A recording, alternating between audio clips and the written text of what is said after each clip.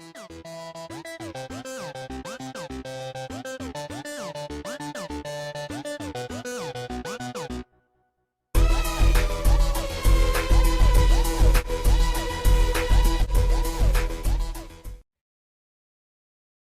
in, Dween Nation. This is your host, Justin Paez, alongside Genoa Agudelo. And it's been a minute. We've been, a little over a week, but we wanted to get really close to free agency, give the rest of our predictions, as well as, a lot of needs for each team in our, very famous power rankings. Genoa, my brother, how you doing? Yo, Dween Nation, what's going on, baby? Free agency is here. We're on the way to the 2024 season. It starts now with, new additions to different teams. And Justin, I'm so excited to get into all of that with you today. It's going to be a fun episode. It's definitely going to be fun. It's going to be very in-depth, and we got so much information to deal out to you. Free agency's just a handful of days away, and we know that each team needs different things. Are they going to address it now? Are they going to address it, in the draft in April? We're going to cover that for you guys, and we're going to go through all 32 teams and give you what we think each team, really needs to dive into and where they need to do that. And before that, though, we're going to dive into some Dween Sports Daily News.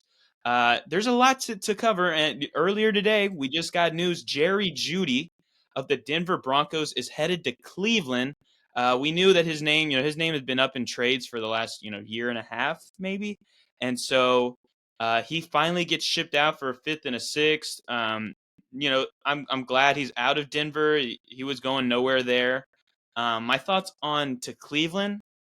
Not very high, though, still, just because Deshaun Watson is not someone that I'm very excited about at quarterback. I know they're hoping to bring Flacco back as a backup, but I'm not going to, put any stake on hoping that he comes back to start. So Jerry Jeudy, he's with now Amari and David Njoku and Elijah Moore. He has a second chance on a new team, and that's kind of where the hope can lead for most managers. What do you think about Jerry Jeudy to Cleveland? I actually love it, Justin. When you look at the Browns, they're pretty dynamic offense. They were able to do things after Deshaun Watson got hurt with Flacco. So I do like the addition of Jeudy. I think it's kind of a steal, in my opinion. To be honest, first of all, I never really liked the draft pick when the Broncos made and got Jeudy back in 2020. I never really thought that was a fit there. So I feel like now Jeudy gets to go somewhere where the offense is a little bit more dynamic. And I feel like even if, it's Joe Flacco or it's Deshaun Watson, who we all think is going to be the starter going into next year. I feel like Watson's going to be able to get the best out of him just because Watson always loves to go deep. And I feel like Jeudy is that type of guy. So, I kind of like it. And even for fantasy purposes, Justin, I kind of like it as a deep sleeper going into fantasy drafts. He's definitely he's put in a place where he's got some opportunity to shine. In Cleveland, they didn't have too many targets, reliable targets, aside from Amari and David Njoku. But he's headed out. Thoughts that Cortland Sutton in Denver could also be on his way out. There were rumors of that this week. And with Sean Payton, another rumor for Denver is that they might be in on the J.J. McCarthy sweepstakes. To me, it's kind of interesting that they're shipping out all their top wide receivers and then wanting to bring in a rookie quarterback to throw to Tim Patrick and whoever else is there, Javonte Williams. So Denver kind of making some interesting moves. We'll have to see as free agency hits and the draft if they, retool that offense. Another thing that's important to point out, a lot of players were cut, over the past week due to, cap issues. A lot of safeties. We saw, Jamal Adams. We saw Quandre Diggs, Justin Simmons, Geno Snone is a free agent. A lot of names. Xavier Howard, the cornerback out of in Miami, he's a free agent now. And so a lot of these older vets, I feel like it's going to be interesting where they land. I know every team's got more cap space this year, so that's interesting for each team kind of to see where that lands. And then in particular with the Eagles, who have been known to have such great pass rushers, and of course they had that wonderful draft last year with Jalen Carter and Nolan Smith in the first. They have Hassan Reddick and Josh Sweat in trade talks. I'm assuming because Josh Sweat is due for an extension heading into after next season. They probably don't want to pay him big bucks, and maybe same for Reddick. They're already paying him pretty handsomely. So Philly making some moves to head to their younger stars, their first round guys over the last year or two. do you think that's something that's a good move for them in the short term, or will it hurt them heading into next season? I don't think it'll hurt them. I think with the Eagles, they kind of see what the best they could get out of this defense for the past 2 years. They made the Super Bowl a year ago. This past year, their defense was solid at times, and sometimes very shaky. I know the offense, completely just disbanded at the end of the year. So I feel like Philly wants to get a little younger, add some different pieces, see what works. They're still, the title window is still open. Justin, you know how much I believe in Jalen Hurts. So I feel like it's just a team thing. They just want to add different pieces around, maybe through the draft, and just see where they can hit off the draft. Maybe in a couple of years they'll be able to pay, those players. For the Eagles, I just feel like they're just, getting rid of cap space and just trying to fill in the holes from there. Yeah, I think with all the players they have, they're not set up for any sort of rebuild. Mhm. I'm interested to see what they kind of do in free agency if they do really anything. I know there was as you can see here, retooling with some money because they got a lot of stars on that team. But also with the loss of Jason Kelsey retiring, that could hurt the motivations in the locker room. So I'm very interested to see how the rest of the offseason pans out for them. Another cool rumor that I got to hear as we saw Russell Wilson, as we saw, got cut by the Denver Broncos, and that dead cap for them. What they owe him is big time. Probably one of the worst trades now, maybe in history with money involved. So he's a free agent, and as of yesterday, we saw news that he went out to meet the Steelers. But right in between that, he also met the New York Giants. As you know, they have Daniel Jones and Kenny Pickett in Pittsburgh, which I'm not sure we're big fans of. But yeah, Jano, give me your thoughts on which team, if he gets to go to one of those two, and do you think he'll get any time? You think he'll start right off the bat? Straight off the bat, I want him to go to Pittsburgh. I feel like that's the perfect fit. Him and Mike Tomlin, that defense is very well established there in Pittsburgh. That offense is not bad also, Justin. We love George Pickens. I know there was some trade talks earlier this morning on Deontay Johnson, which I feel like they should keep him in Pittsburgh. They have Fryermuth, who's a solid tight end, and Najee and Jalen Warren are really great. They could be really great running backs with a good quarterback. They can score about 5 apiece a season plus. So I like Russell Wilson the best in Pittsburgh. I feel like that culture there would embrace him. And I feel like Russell Wilson still has a couple more solid years. I feel like he does have a chip on his shoulder. I'm not ready to give up on Russell Wilson yet. Like I said, Denver for the last couple years have just been a dumpster fire. Justin, kind of equivalent to Carolina since they won since Denver won the Super Bowl about almost 8 years ago now. So you know, I feel like Russell can work in Pittsburgh. As far as the Giants, I'm not really too sure if that's the best scenario for Russell. I feel like he kind of needs a little bit of help, and I feel like Pittsburgh, how they're set up, is just the best scenario for Russell. Even better scenario than what Denver was before Russell left Seattle. So I feel like this scenario in Pittsburgh is so key in a division with Lamar, the MVP, Right. Joe Burrow, and Deshaun. So definitely, if I'm Pittsburgh, let's go ahead and get this done and take a chance on Russell. It's so hard because I think most of the public and anybody watching Pittsburgh Steeler games knows that Kenny Pickett, we don't think he's going to form into a superstar that they drafted him for Yeah, in the first, right? So, yeah. but I feel like that the Steelers seem to have always some sort of loyalty to guys they pick up. So I don't know. I agree. I wish he goes to the Steelers. Mhm. Even though it was funny, like a week ago there was a report that they weren't interested, and now he's meeting with them.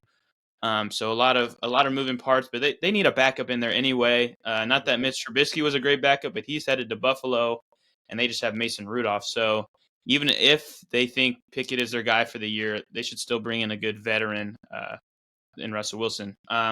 And the last couple bits of news are tight end news. So first off, I'm going to start in Washington with the Commanders. So they cut Logan Thomas, a guy that has been there for a handful of years now, I believe 5 years, and it was never for fantasy purposes.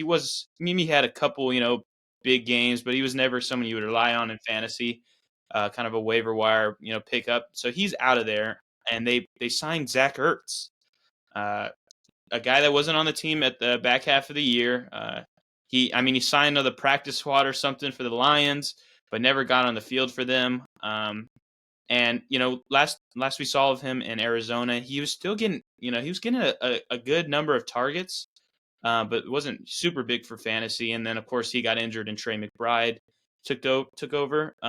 But with Zach Ertz in Washington, with Cliff Kingsbury, who was the head coach when he was in Arizona, I'm kind of interested in it.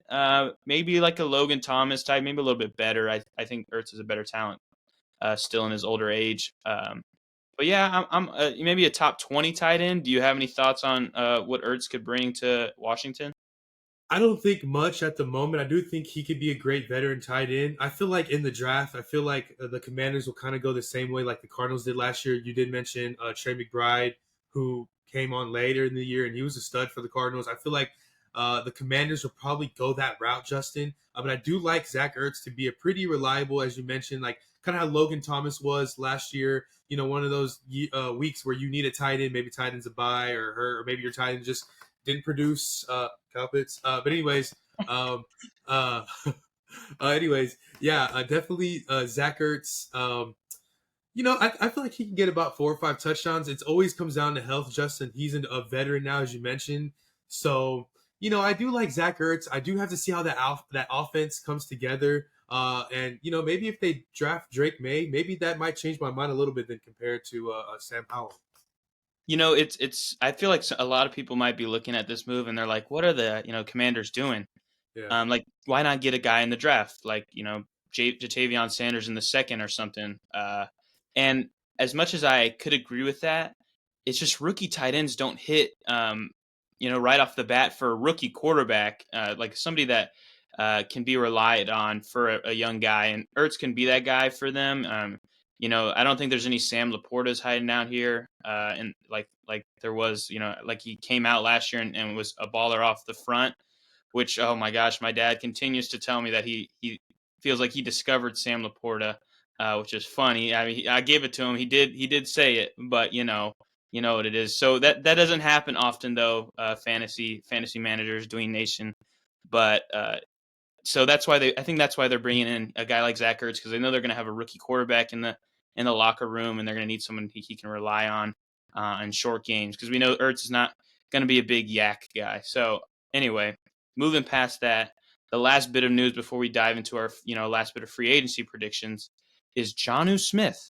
He got cut by the Falcons, and now he's headed to the Miami Dolphins, and I'm all over this move. I think he could. I mean, just based off the face looking at it, I could see him being a top 10 tight end this year. I could. I mean, they've had nobody over the last handful of years. I know Gesicki was really inconsistent, and last year with Durham Smythe. I mean, really. yeah. So they bring in a guy like Jonnu, who had some spike games with Atlanta when we thought it was going to be Kyle Pitts' time, but it wasn't. Jonnu stepped up, or maybe Arthur Smith just really hated Kyle Pitts and gave it to Jonnu Smith. So I like the move. I'm actually one of the bigger fans of it. I think Jonnu still has a lot to show. And unfortunately, in the last few years in New England, anytime he got to show anything, he was kind of overshadowed by, Hunter Henry being in New England. And then same with last year. Everybody wanted Kyle Pitts. We were all betting on Kyle Pitts, and then he had some big games. So we haven't really been pulling for him. But now he's by himself in the tight end room. I know they got Tyreek and Jalen, but maybe somebody that could be a little under the radar tight end grab. Do you have any thoughts of Jonnu where you would maybe draft him? Would you draft him, or you think he might be a waiver wire guy? I would definitely draft him for sure, just because here's the thing. You mentioned how there hasn't really been that many good tight ends outside of a top 7.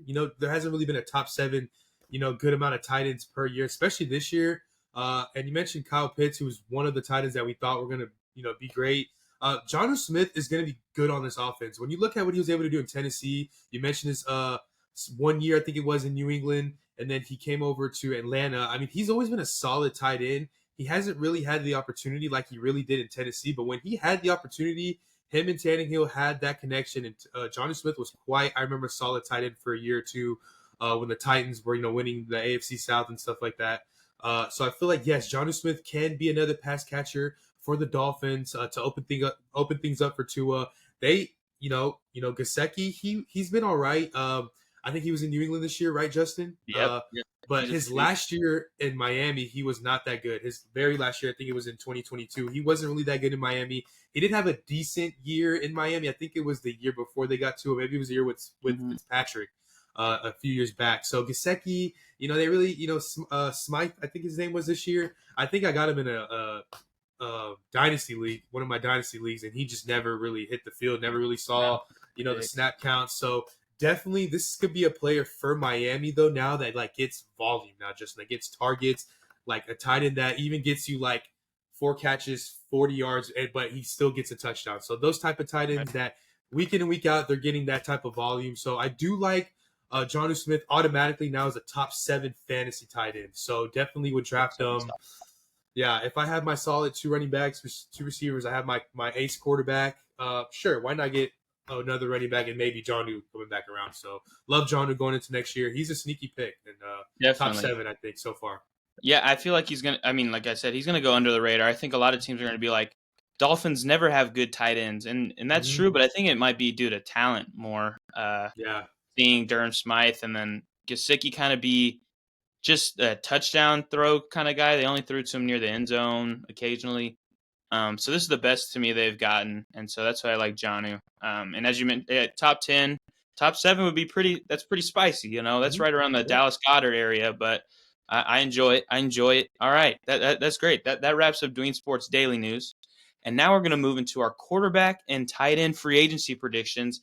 And unfortunately, we're just a handful of days late from putting out, the top 2 tight ends on my ranking that were free agents, Dalton Schultz and Hunter Henry. They're locked up. They got, Houston signed Schultz to 336, and Hunter Henry is a three for 30.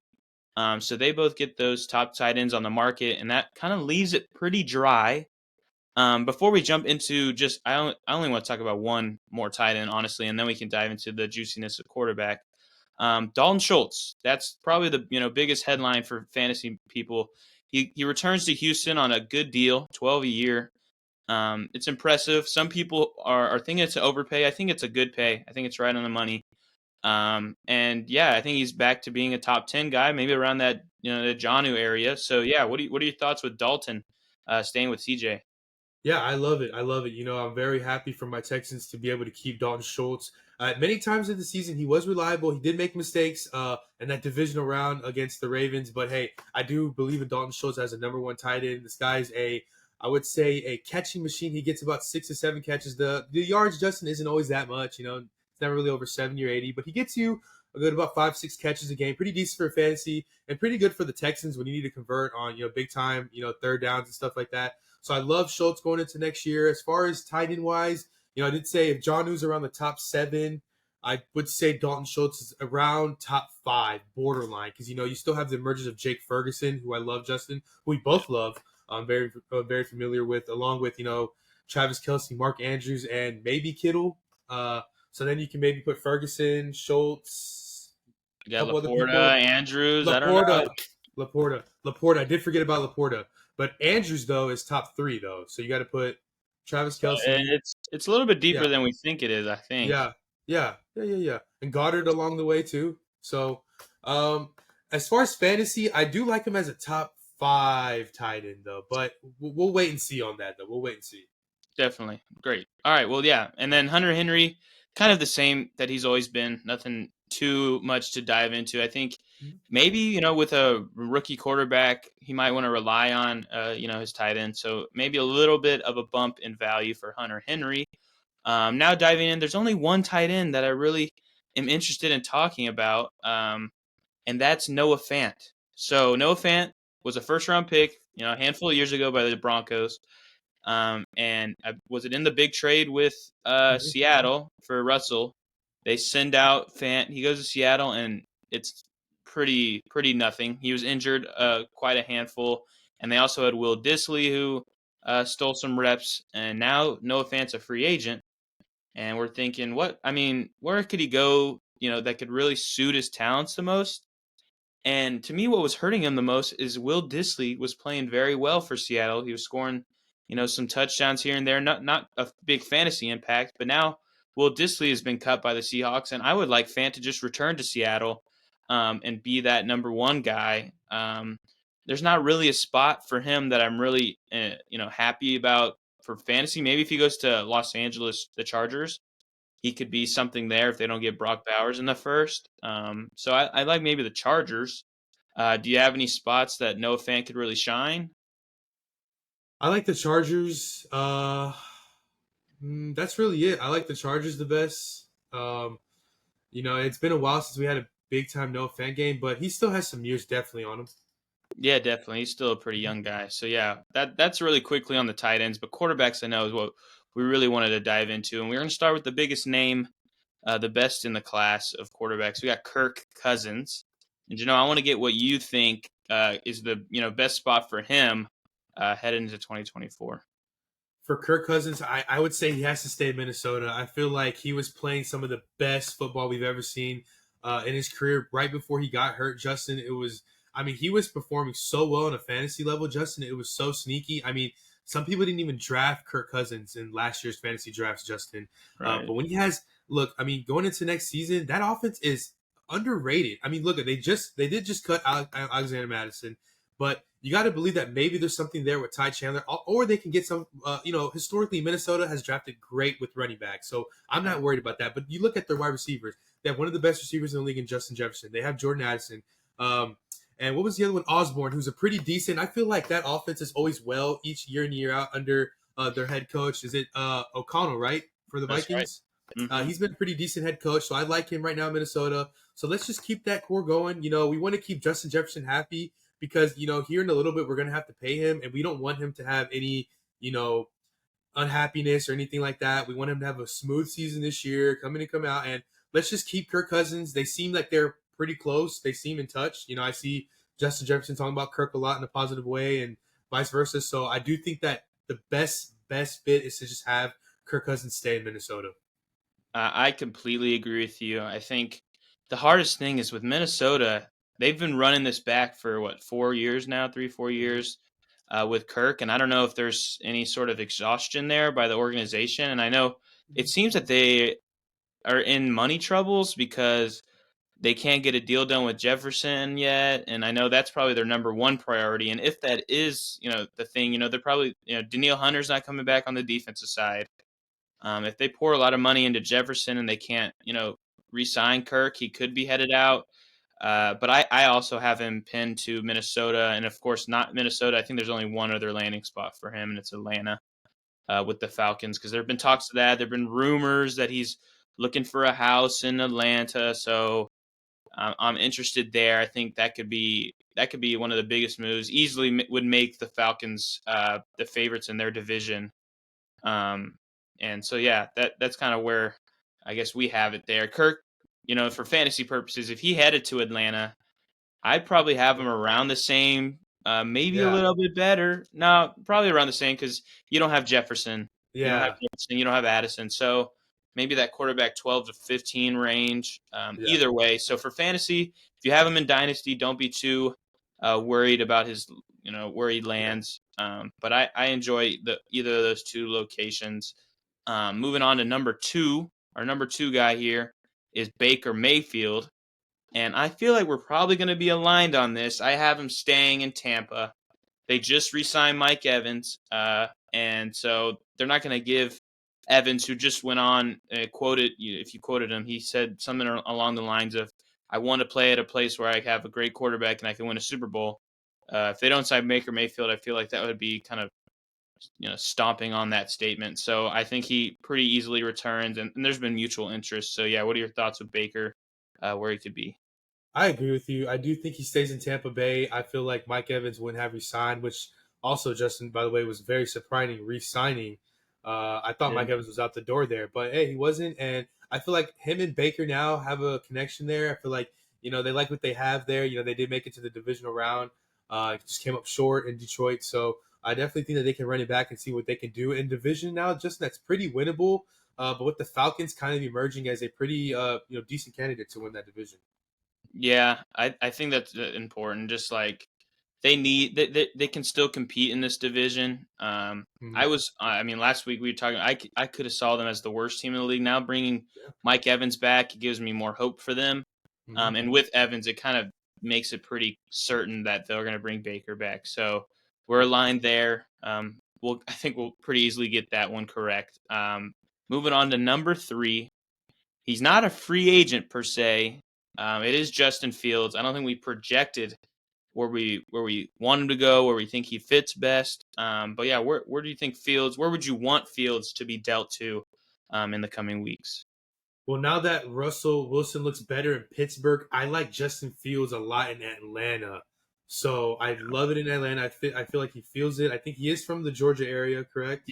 That's right. Um, so I do like him to be in the backfield with Bijan Robinson, throwing it to Drake London and Kyle Pitts. And so I really like that. I would like the read option too. I would like that with the head coach Raheem Morris, who could be a coach of the year candidate. Maybe I'm not going to get That's too ahead right. of myself, but I feel like Atlanta now has some juice going into next year. They know they could, like I just mentioned, they could possibly win that division. So I like Justin Fields in Atlanta the best. That's like a dream scenario, Justin. I mean, what do you think about that one? I completely love Atlanta. I know that's where a lot of people have talked about, and he was even asked on podcasts, told him he likes the team. When he did that whole unfollowing of the Bears, he followed players on the Falcons. That's all social things that kind of, and if he would fit well on that team as well. So I enjoy it. I like that move. I would pick it, but I'm gonna go a little different than you. Falcons would be my second option, but first I'm gonna go with the Raiders in Las Mhm. Vegas. They Good seem one. like a team right now. They're set up to draft. You would think they're probably going to draft a quarterback, but I just don't think that's the identity of the Raiders. They seem like a scrappy, veteran team. They got Adams, so they're gonna want to supply him with a good quarterback. And earlier on, early in the off, a few handful of weeks ago, I was thinking, why would Fields or why would Lou Getsy, the new offensive coordinator of the Raiders, want to bring Fields back where he was just coaching him? Because it wasn't really a successful marriage. But looking at Getsy, there were quotes he firmly loves Fields, and I don't know if that's just politics with getting asked these questions, but he's very high on Justin and thinks pretty good things of him. And so with the Raiders needing that quarterback, because you're not going to go into the season with Aiden O'Connell, I have him going to the Raiders and being a good selection there. And they have the 13th pick in the draft, and so they're not going to get one of those top 3 guys. And it can depend if they believe in a guy like Penix or Bo Nix or McCarthy. But I have them getting Fields and running it one season with him, seeing if it works. And I bet that could make guys like Devonte Adams and Yeah, Josh start Jacobs off. pretty happy. And I mean, and just for the team's sake, I think that's a money move that can bring some dough in, even though Vegas probably doesn't need money. But yeah, Yeah. that's where I have that. Do you have any thoughts on Las Vegas? Do you think that I, it would fit? I actually love it. I love it more than my Falcons take, to be honest, because I mean I like the pairing better with Antonio Pierce, first of all, and you get a number one wide receiver because Drake London is good, but he's not a number one yet like Devontae Adams. So a Right. solidified true, and they have Jacoby Myers who had a pretty great season. Justin he had an underrated season, and no one really Yeah. talks about that how great Jacoby Myers was this year for the Raiders. And they have Josh Jacobs if they can bring him back. And I feel like they have a solid little team there with their defense led by Max Crosby. So yeah, I would like to see Justin Fields with a Raiders helmet and that beautiful stadium there they have in Vegas. That would be so much fun to watch. And fantasy, Justin, real quick before we get on, where do you have that as far as fantasy wise if he goes to Las Vegas? I was gonna ask you that too. So that if he lands in Vegas, that's where he's dealt. I have him as a top 7 quarterback. Yeah. With that rushing upside, I love it right there. Maybe around that Anthony Richardson area, Hmm. because they're both great runners. And now he's going to have Devonte Adams, which will be his best receiver. And I think they were going to bring Josh Jacobs back, so a reliable rushing game, which he hasn't had a reliable rushing game ever. Uh, Yeah. and the O line is still pretty average, but I think the defense showed some things in the back half of last year that if they bring that into 2024, could be good for him. So I have him top 7.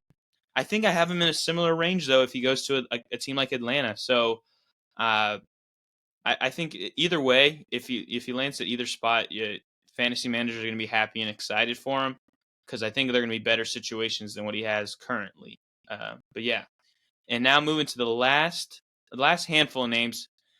I have three names. I just kind of want quick jumps at these because these are all kind of backup quarterbacks.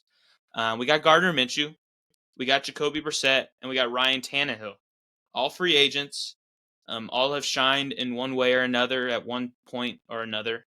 But give me quick three. Like, what do you think they could land? I know they probably won't start, but maybe just a spot that they could go to. Gardner Minshew, keep him in Indy because we like what we did when AR was hurt, and if AR gets hurt, maybe we have a shot to win the division again with Minshew. You said Tannehill, And Brissett. Brissett. I feel like they could be all over the place. Since Brissett won't be in Washington no more, they'll probably have Tannehill there. And Brissett, I mean, maybe he goes to the Bears to back up Caleb Williams. That's my prediction off the bat. Yeah. I mean, I completely agree. I think Minshew's kind of pinned into stay in Indy, played really well Mm-hmm. or fairly well to keep them afloat when AR got hurt. The other two have a number of places they could go.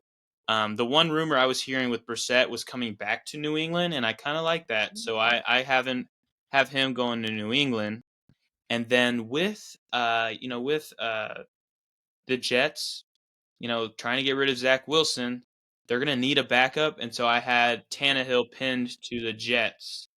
A good veteran backup that if Aaron Rodgers, somehow gets injured again, uh, Tannehill would be a pretty capable backup and then into a starter if they needed him for a handful of games compared to Tim Boyle and Zach Wilson and Trevor Simeon, which was just awful to watch for just about anybody who has eyes. So I like those moves. Just quick, yeah. They're nothing that have real fantasy impact unless they're of injury. Um, but yeah, that's kind of what I said with the Jets. Like if Tannehill were to have to step in, I would like Garrett Wilson still fairly well compared to how we viewed him with Zach Wilson. So, and then Brissett could be a good mentor to whoever the third overall pick is. I don't think he would start over him on day one. I think they'd probably give the keys to whoever they draft. But I think Brissett is probably the best backup quarterback I could think of on the market. I like him over Gardner. That's a personal preference. When I watch him, I enjoy him. But that has it for our free agency predictions. Actually, let's throw one more in there. This is not quarterbacks or tight ends, but this is one that we weren't able to get in on our running back episode. But he's someone who's been a very capable back over his career so far. It's DeAndre Swift. He's a free agent. Doesn't look like he's going to return to Philly just based on news and reports. Do you have a certain landing spot that he could go to that could be good for him and kind of he's had only good O line so far. So I don't know. What do you think? Two teams right now that it's very attractive for DeAndre Swift. One is the Chargers. If they don't keep Eckler, maybe it might be going that way. Maybe Jim Harbaugh wants to go forward with the new running back who's quite young. He's shown some spark in this league. Or Minnesota, Justin. I just mentioned earlier in the episode how they got rid of Alexander Madison. They haven't really had a good running back since those couple years that Dalvin Cook had there. So let's get DeAndre Swift there. He was pretty good in Philly. We both mentioned the downfall of that Philly offense, but hey, that first half of the year, Justin, he was having really great fantasy games. When the Eagles were able to run the ball the way they wanted to, DeAndre Swift was putting up, top 5 running back numbers, Justin, week in and week out. I remember the week 2 of this past year, he had a Thursday night game and killed Minnesota. So Yeah. Minnesota has to see that and be like, hey, maybe we can get him and, use our draft picks for something else. I completely love that Minnesota take. I think they're definitely going to add a back to that room. Tyler Chandler played very well. They cut Alexander Madison, so they need somebody in there. I completely love that. I'll give a different team just for the sake. Because there's a lot of teams I think that could add him, and he could be like that second, that 1B to their offense. And I'm going to go with Tampa Bay. Swift's going to want to prove it. I don't think his market's going to be very, very big, but we know Tampa wants to add another guy to that backfield, and I don't think they're going to want to go dive in the draft for someone that's never been relied upon. And we've seen Swift, in that you mentioned the Vikings game that he had with the Eagles this past year. He had 28 carries, I believe, 28 to 30 carries. Yeah. So he can be relied on. I know he's injured often, but I like that as Tampa kind of retools for one more big push to the playoffs. So that wraps up our free agency predictions, and that leads us to our biggest segment of the day. One that's going to take some time, but we think it's very necessary. For if you're a fan of this team, or if you're just a fan of trying to figure out where these guys are going to go and start some research of your own, we'll bring ours in, and we're going to discuss our power rankings, which means we're going to go from 32 to 1. And we're going to discuss, each team, why do we have them at, that certain spot, and what they need heading into free agency and heading into the draft to, kind of fix up, their holes that they have on in offense or defense. So we're going to start at 32, of course, and then we'll head to the top. I got the even, so I'm running with the worst team, and it's pretty clearly the team that had the worst record this past year. It's the Carolina Panthers. Now, as we mentioned in other episodes, Dave Canales is the new head coach. I am a big fan of that for quarterback development, which they need in Bryce Young, but they still need a handful of things. They need wide receiver. That was clearly something that was lacking for them. They signed, Adam Thielen and Chark over the last offseason. Thielen played, past what we thought he could do, but Chark was very inefficient.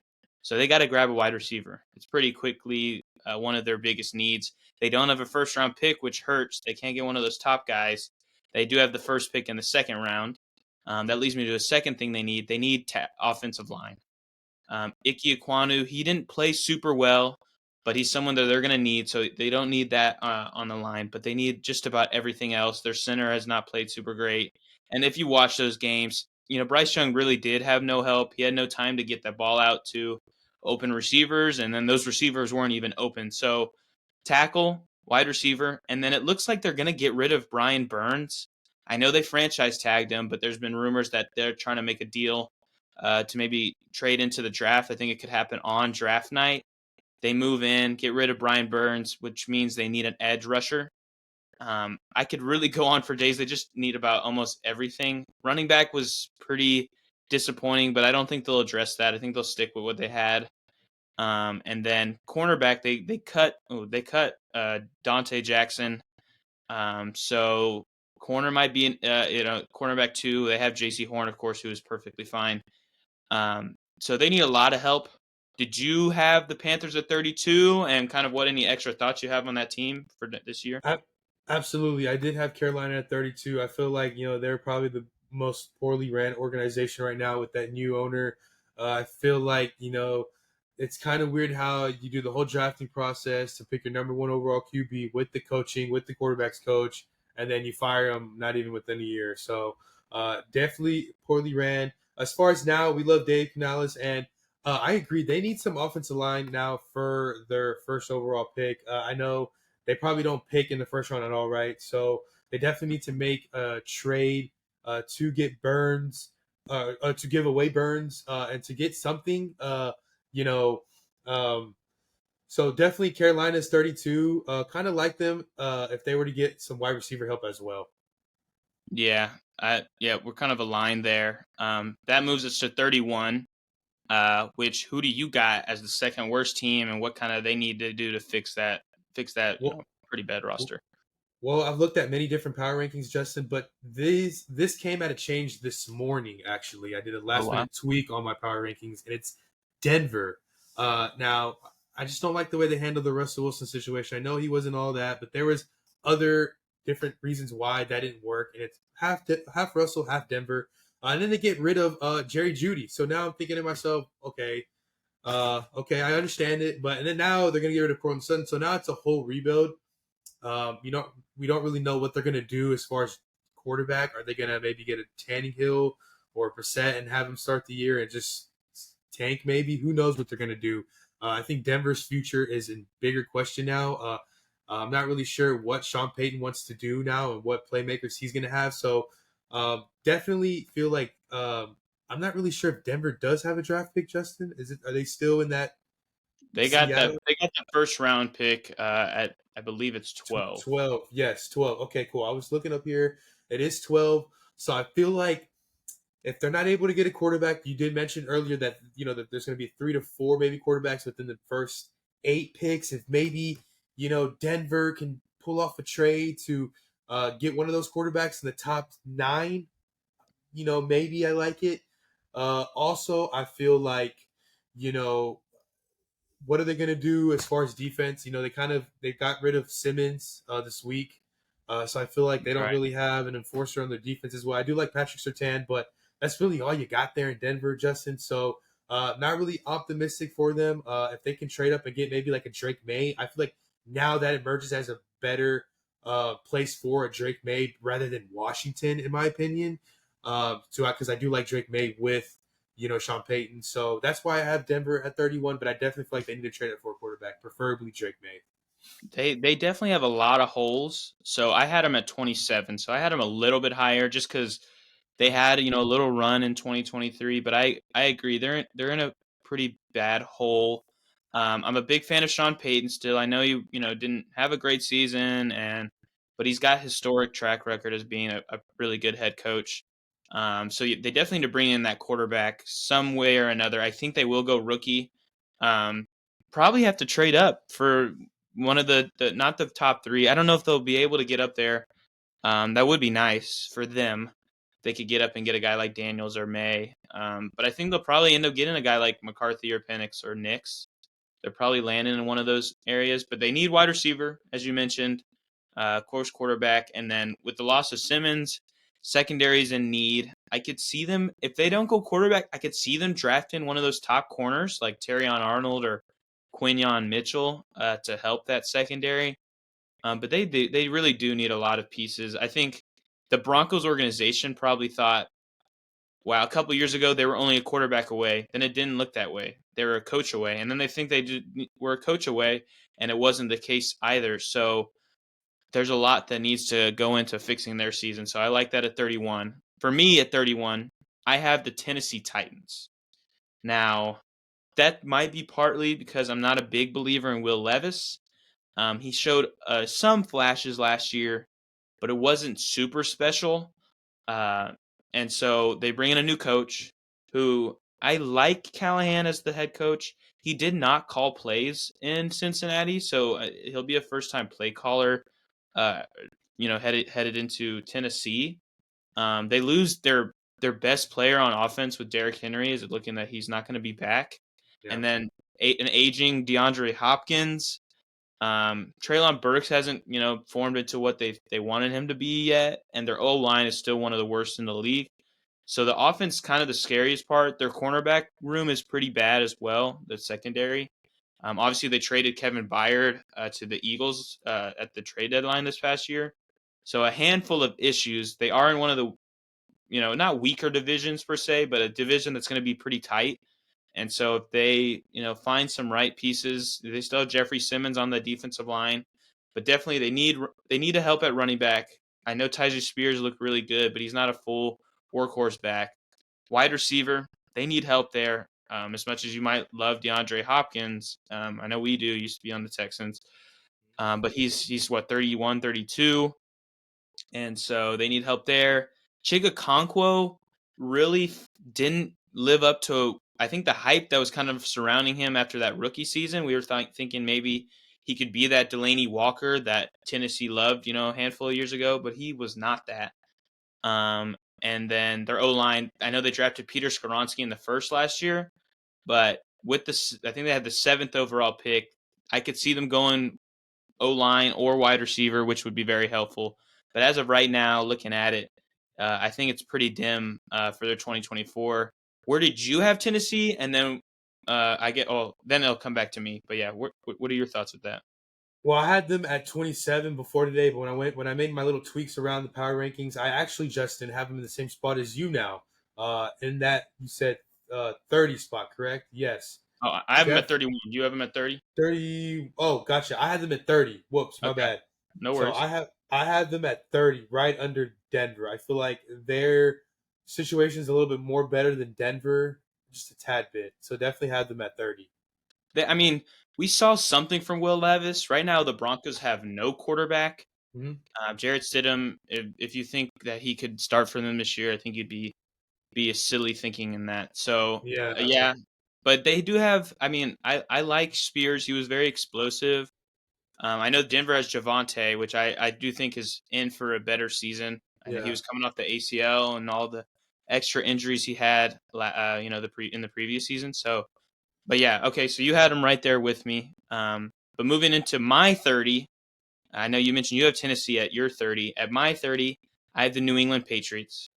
So it's an end of an era. They lose Bill Belichick, uh, and they get Gerard Mayo, which supposedly had been in place for a couple of years. They thought he would be the successor. I'm interested to see what that's like. I know the team's going to be pretty similar, and they're probably. I mean, they need quarterback clearly. They're probably going to ship out Mac Jones. And so they're going to, throw in a guy like Jaden Daniels or Drake May into the mix. I think that's what's going to happen. I know I've heard rumors that they pass on quarterback and get Marvin, which would be interesting for them because if you drop one of these quarterbacks into that team, there's nothing around him to make him have a good year. It feels like they'd be setting them up for failure. And then on that defense, they still need help. They were solid last year on defense. They had some good games and then had some bad, spurts. But they need corner. They just cut J.C. Jackson, who they got from Los Angeles, but he fell off an absolute cliff. He was never the same after that 1 year in New England. And then on the defense, they still got Matt Judon. He was injured for a lot of the year, so he'll be back. And then on the O line, they need help. Mike Onwenu, I don't want to say that wrong. He's a free agent. He's by far their best O lineman. They need to bring him back. That might be one of their biggest free agency priorities. But they still need a lot of help on that team. And they kind of, if I think just the pedigree of New England and how Gerard Mayo is going to probably instill a similar to Bill Belichick type of organization, how he runs it, that has them above a team like the Panthers. But I'm not very high on them. What do you think about New England? Yeah, Justin, I'm a tad bit optimistic about it. I do like the Gerard Mayo hire. You mentioned he was around in New England for quite some time. He was a player there as well. So I guess he Right. was the guy that was groomed to be the next guy for New England. As far as the Patriots go, you just have to question now, how are they going to make free agency decisions now that Bill Belichick is gone? For the past 20 years in New England, we've seen a specific pattern and scheme of players in and out, the Patriot way. So I feel like now you have to be optimistic on how they're going to draft now. Are they going to get more explosive talent in the draft as well as free agency? If that can be the case for New England, because we've never really seen those flashy moves, in the Tom Brady and even in the post Tom Right. Brady with Bill Belichick era. So I'm just a tad bit optimistic. It's a little crack with the light beaming through. I feel like with the Patriots, I feel like there's some hope. They do have the third pick overall, I believe. Right. Uh, so if they can get a good quarterback, let's get away from the Mac Jones. Let's just start completely new with Gerard Yeah. Mayo. Let's go ahead and get a Bo Nix or maybe a Drake May, or even a Marvin Harrison. If you want to get Maserati Marv and spark that offensive, I like it. So I'm a tad bit optimistic on New England, but yes, you're not really sure yet where you're going to get from them.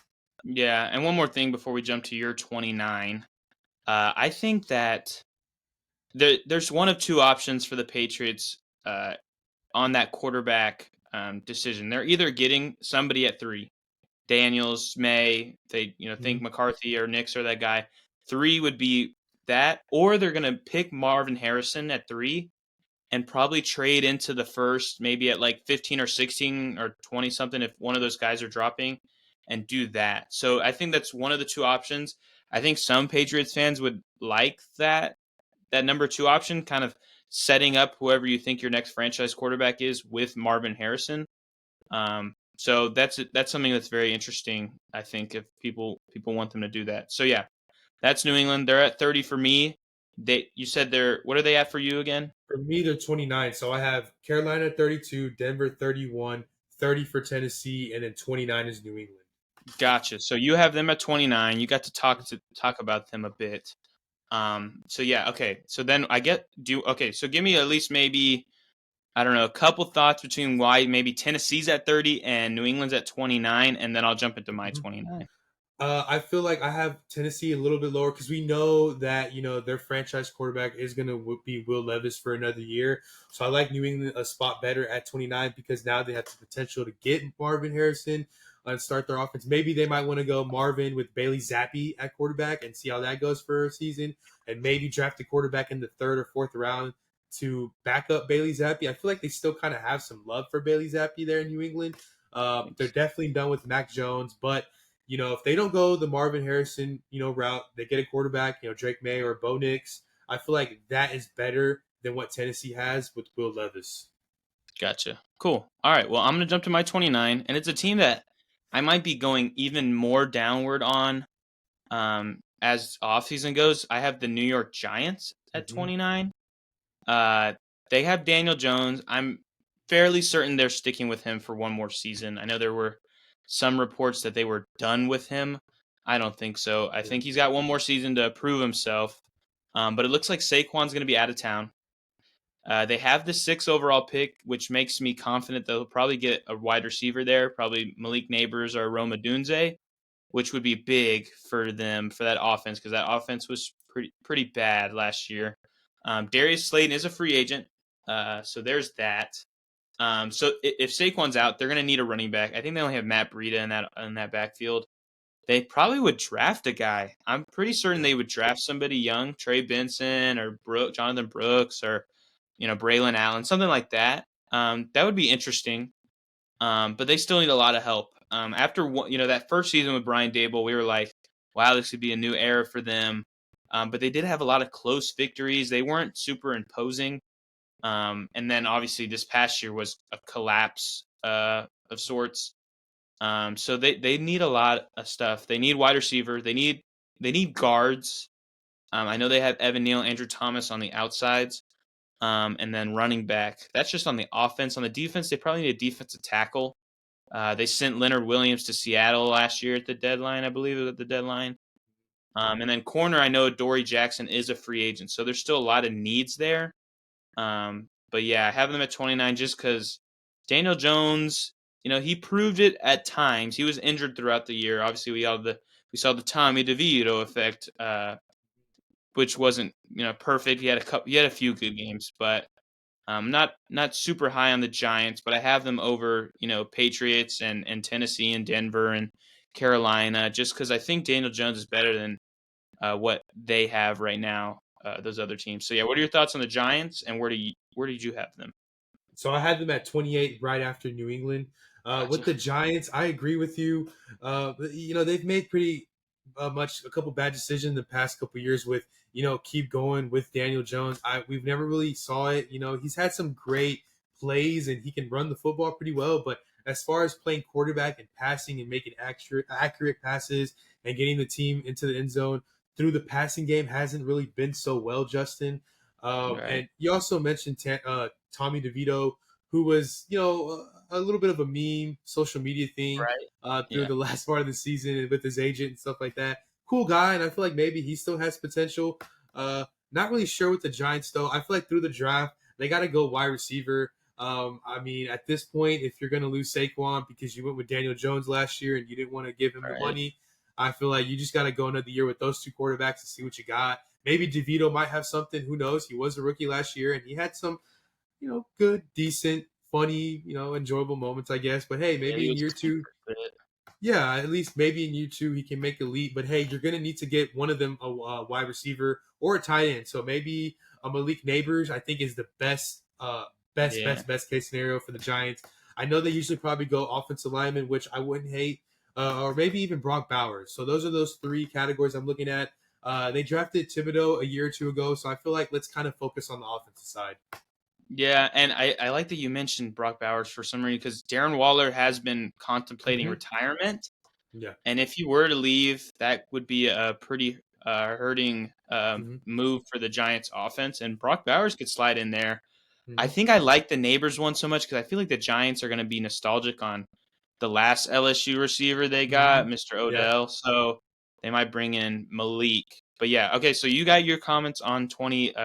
Your 28 with 28, which Hey. was my 29.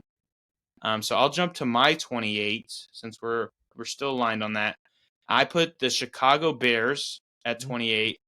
Obviously, as we mentioned on the pod, or at least on my side, I'm not a big fan of the coaching staff for 2024 for them, so that gives me pause already.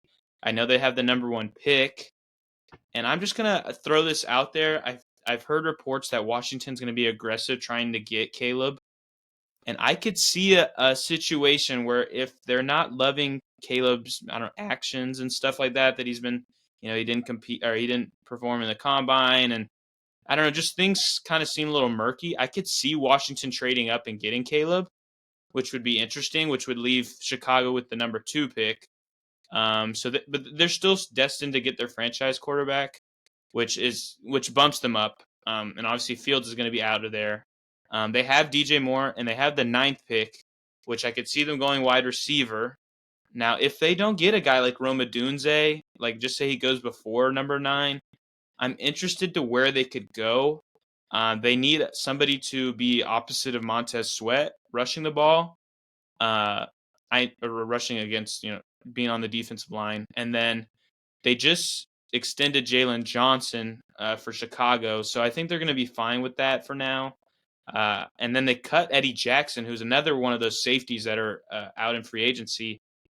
So they have some places to pinpoint. I've heard the rumors also that Brock Bowers could be a candidate for them at 9. They have Komet, which I think, a thing about Shane Waldron, their new offensive coordinator, is that he did run a lot of 12 personnel, which means 2 tight end sets. And so if they go for a guy like Brock Bowers and then they have Komet, they can run both of them on the field.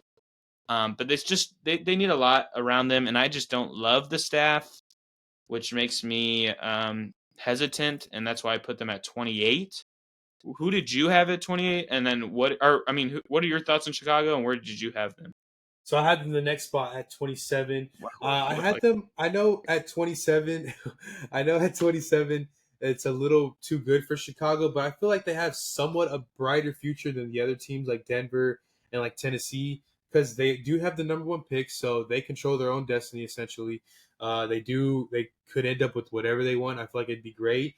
They could rather go Caleb Williams, have a franchise quarterback, and trade away Fields and get something pretty good back from Atlanta or Pittsburgh or whoever. Or they can go with Maserati Marv and still, have Justin Fields with Marv and DJ Moore if they were to keep him. Or, they can get Marv and still trade Fields and get, whoever else at quarterback, and it could still be, somewhat good. So there's many different, playing pieces for Chicago. So I do like them at 27 under, with New York at 28 for me, New England 29, Tennessee at 30, Denver 31, and Carolina at 32. Thanks. So I like it. We're pretty aligned right now. I know we're just one a off. spot off.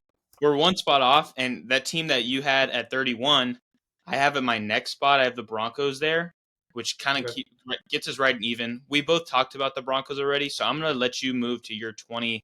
What is it? 26. 26. Okay, so Yes. for me, it's at Washington. You had Washington where at? No, I have them at 26. So yeah, continue on. Perfect. So with Washington, I have a good feeling and I have a bad feeling. Like it's good and bad with my feelings towards Washington. Now I'll get with the good first.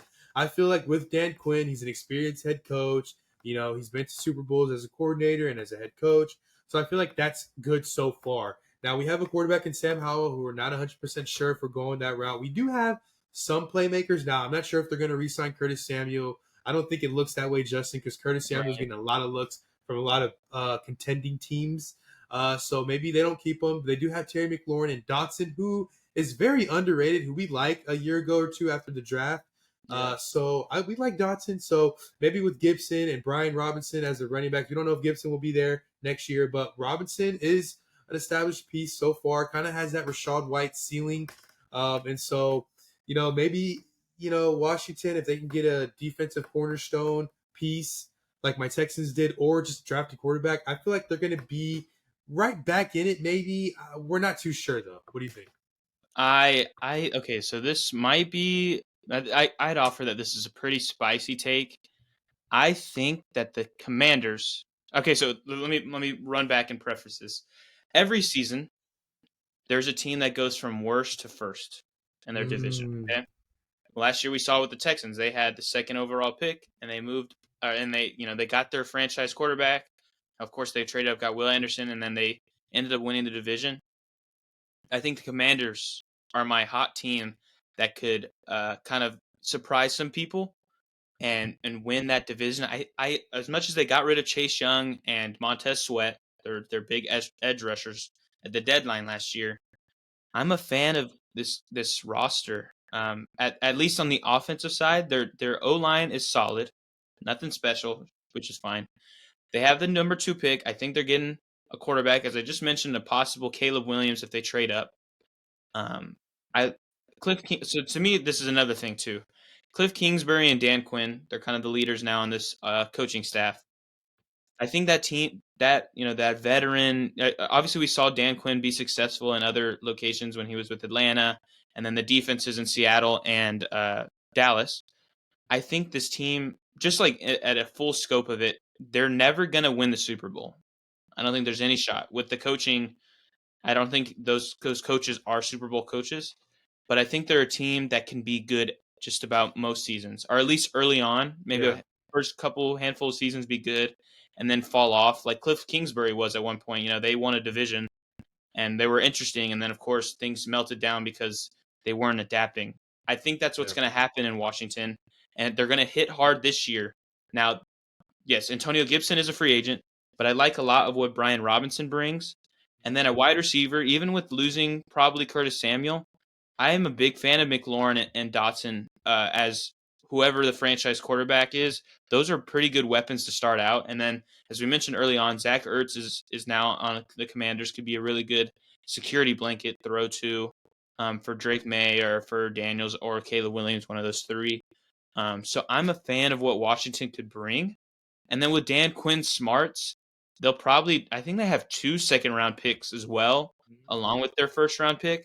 So get a guy like Chop in the second, and then they have money to spend somewhere. And then at corner, yeah, I think it's Kendall Fuller, or is it Kyle Fuller? One of the two. yeah. They're free agents. Or he is a free agent. That their second corner. They had Emmanuel Forbes play in and out. He was pretty disappointing in his rookie season. He was their first-round pick last year. So they need help in corner. They need help just about everywhere on defense. But I like who's leading their defense in Dan Quinn. And then with the offense, of course, they're going to get that quarterback that they need because Sam Howell is not the answer. And then they'll probably retool the O line a little bit more. But so they need help at places, but I like them a lot. I know I have them at, what is it, 20? Or yeah, you have them at 26, or I Mhm. have them at 26, I right? have him at 26 too. All right, we both are aligned there at 26. But I think they're under the radar team that could kind of make some noise. And actually, now that I think about it, we are off a bit, but just because I'm even, you're odd. But we're gonna move to 25, which I'm gonna give it to you. Who do you have at 25, and give me why and everything like that. 25, I have the Cardinals here. I feel Gotcha. like they are in the upcome a little bit.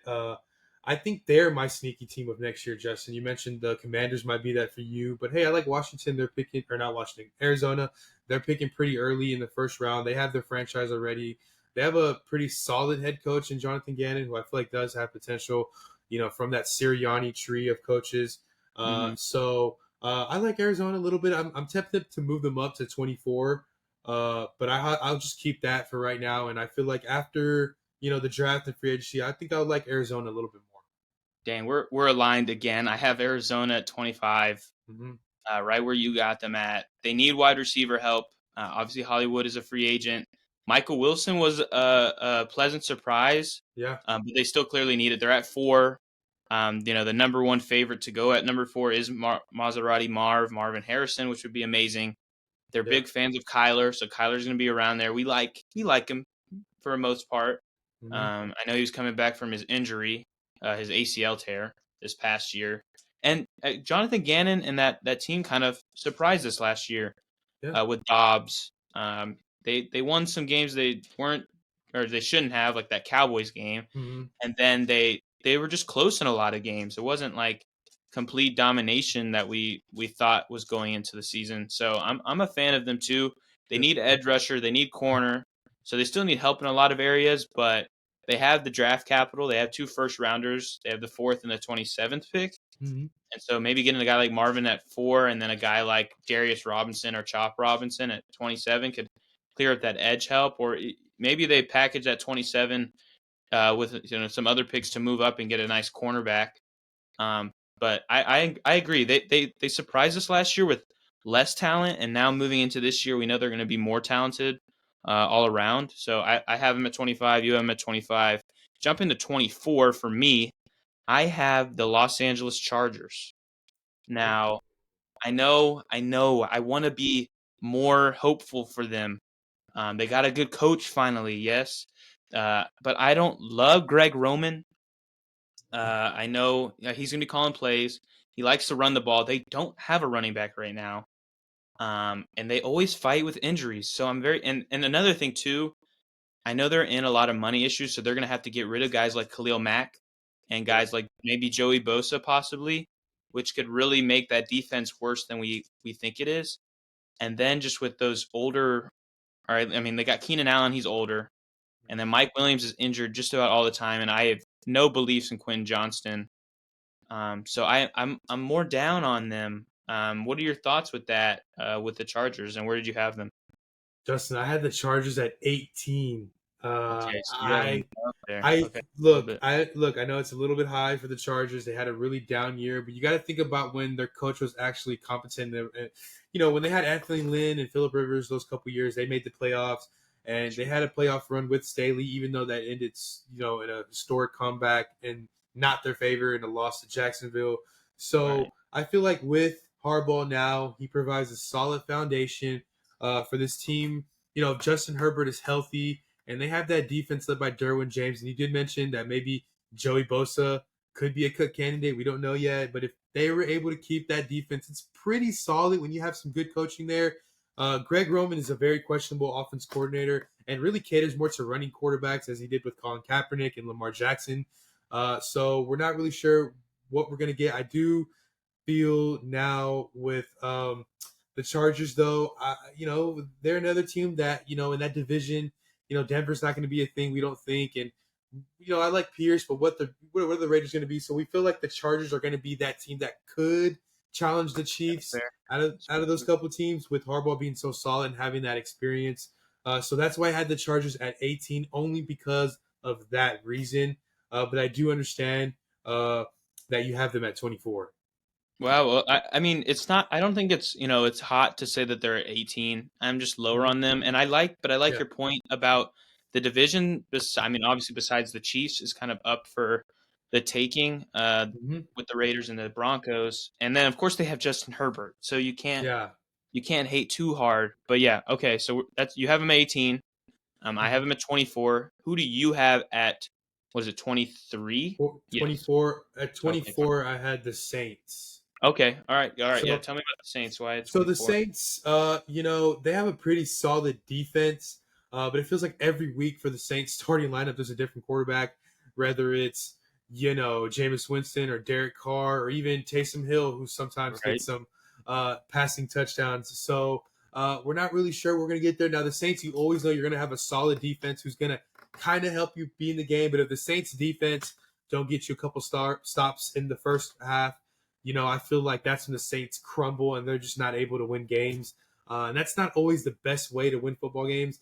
The reason why the quarterback is the most paid position, most highly paid position in this league is because ultimately it's going to be the guy that you fall down to win you a football game, or many football games, or how you win the division, or even winning the Super Bowl, as we saw Patrick Mahomes just do. And with the Saints, you don't really feel it. You don't feel like they're going to go draft a quarterback or make a trade. They're just going to keep with the same old Derek Carr and we know Jameis Winston. We're not sure if he'll be there next year, but they'll have a Taysom Hill or sighting there. So that's why I have the Saints there at 24.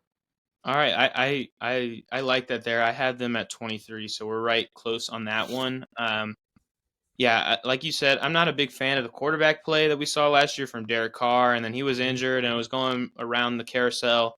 Mm-hmm. Another thing too, which is funny, I want to bring that up. Michael Thomas is a free agent, I think, or at Mm-hmm. least a Yeah. cut candidate.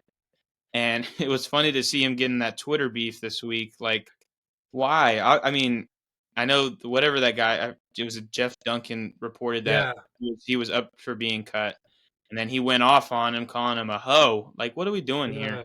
Yeah. I Yeah, mean, you haven't yeah, been good in 5 years, so yeah, why are you getting upset? And you have millions, so why should you be? I would be like, I don't care. But anyway, yeah. um, but yeah, I just feel like they don't have juice. And the only thing that's Mhm. changing from this past season heading into next year is that they fired their offensive coordinator, and now they have Clint Kubiak, who I believe was on the Vikings last year as Yeah, I think a running game or passing game coordinator or something like that.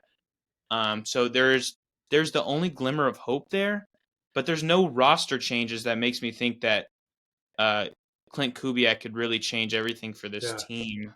And they don't have a ton to throw to. I know they have Olave and Shaheed impressed, but it's kind of dry there, and Kamara's another year older. Hmm. So I agree. I don't have him very highly. You had him at 24. I 24. I have him at 23. So that takes my 23, which I was going to talk about. So we just dived into that with the Saints. So who did you put at 23? And I'll react to that. I had the Jets. Now, Gotcha. I was tempted to put them between 17 and 19, maybe. But I feel like they lose a year with Aaron Rodgers. He gets a year older. He has another injury. I do like some spots. I love Brees Hall, excuse me. Right. We love Garrett Wilson, and I love Sauce Gardner on the defensive side. So, I would like to put the Jets a little bit, maybe at 2021. I just like number 22 spot, just future, just a tad bit. We don't know how much, Aaron Rodgers has left on the table. We don't know if he's going to be 100%. We don't know if we're ever going to see the Green Bay Aaron Rodgers ever again. So, 23 is a great spot, I feel like, for the Jets. Yeah, I'll dive into them then too, and also rebuttal you. I had them at 22. So we're really just one off or just aligned. So I like it. I like we're on the same wavelength here. Yeah. But with the Jets, my biggest concern is Nathaniel Hackett, their play caller. Yeah. Huh?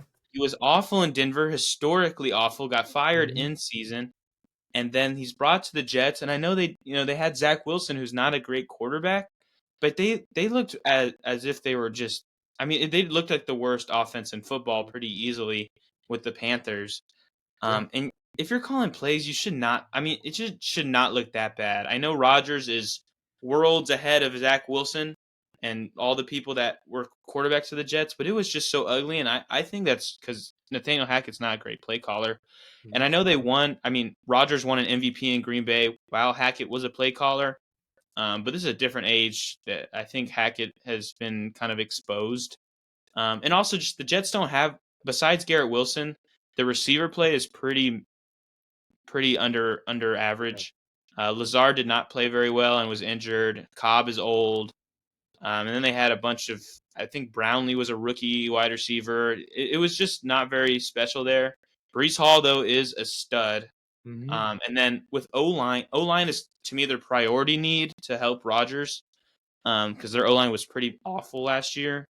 And they have that 10th pick. So I think they'll address O line right there with one of those top 3 to 4 guys for tackles. And then the defense, they're set. That's the thing. It's the offense that's been an issue. I know Bryce Huff is going to be a free agent, but they have a number of guys there on the Yeah. defensive side to step in.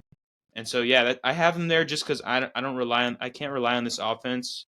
I know Rodgers has that name value, but he's what 40 now, 41. 41. I think it's be about 41. Yeah. So he might not be the same coming off an Achilles tear.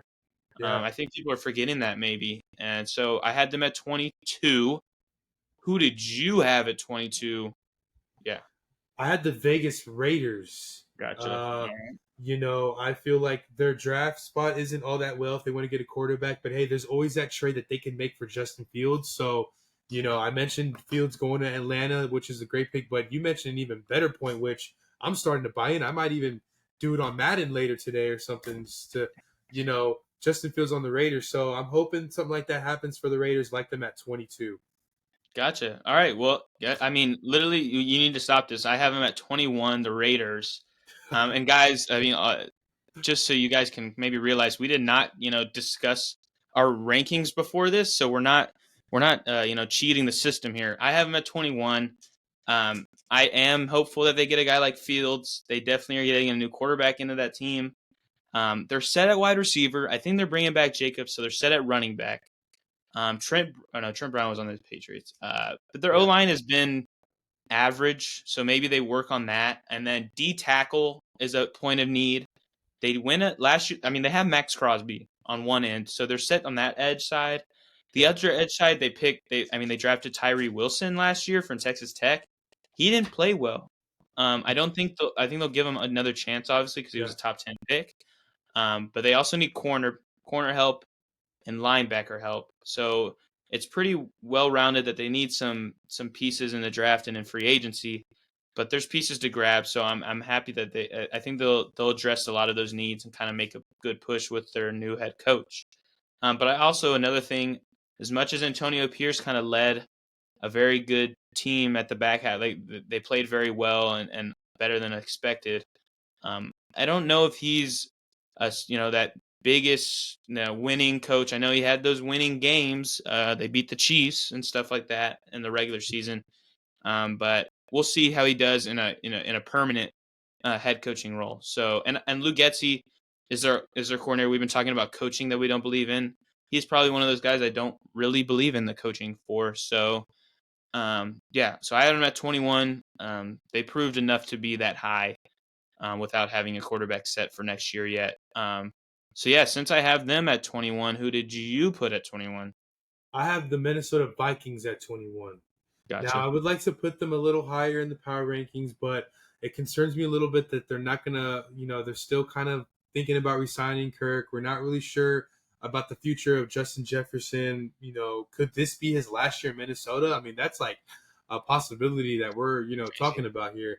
I would like to be a little bit more optimistic about the Vikings, but I think 21 is a great spot. I do think that if they resign Kirk, and they start addressing Jefferson's extension.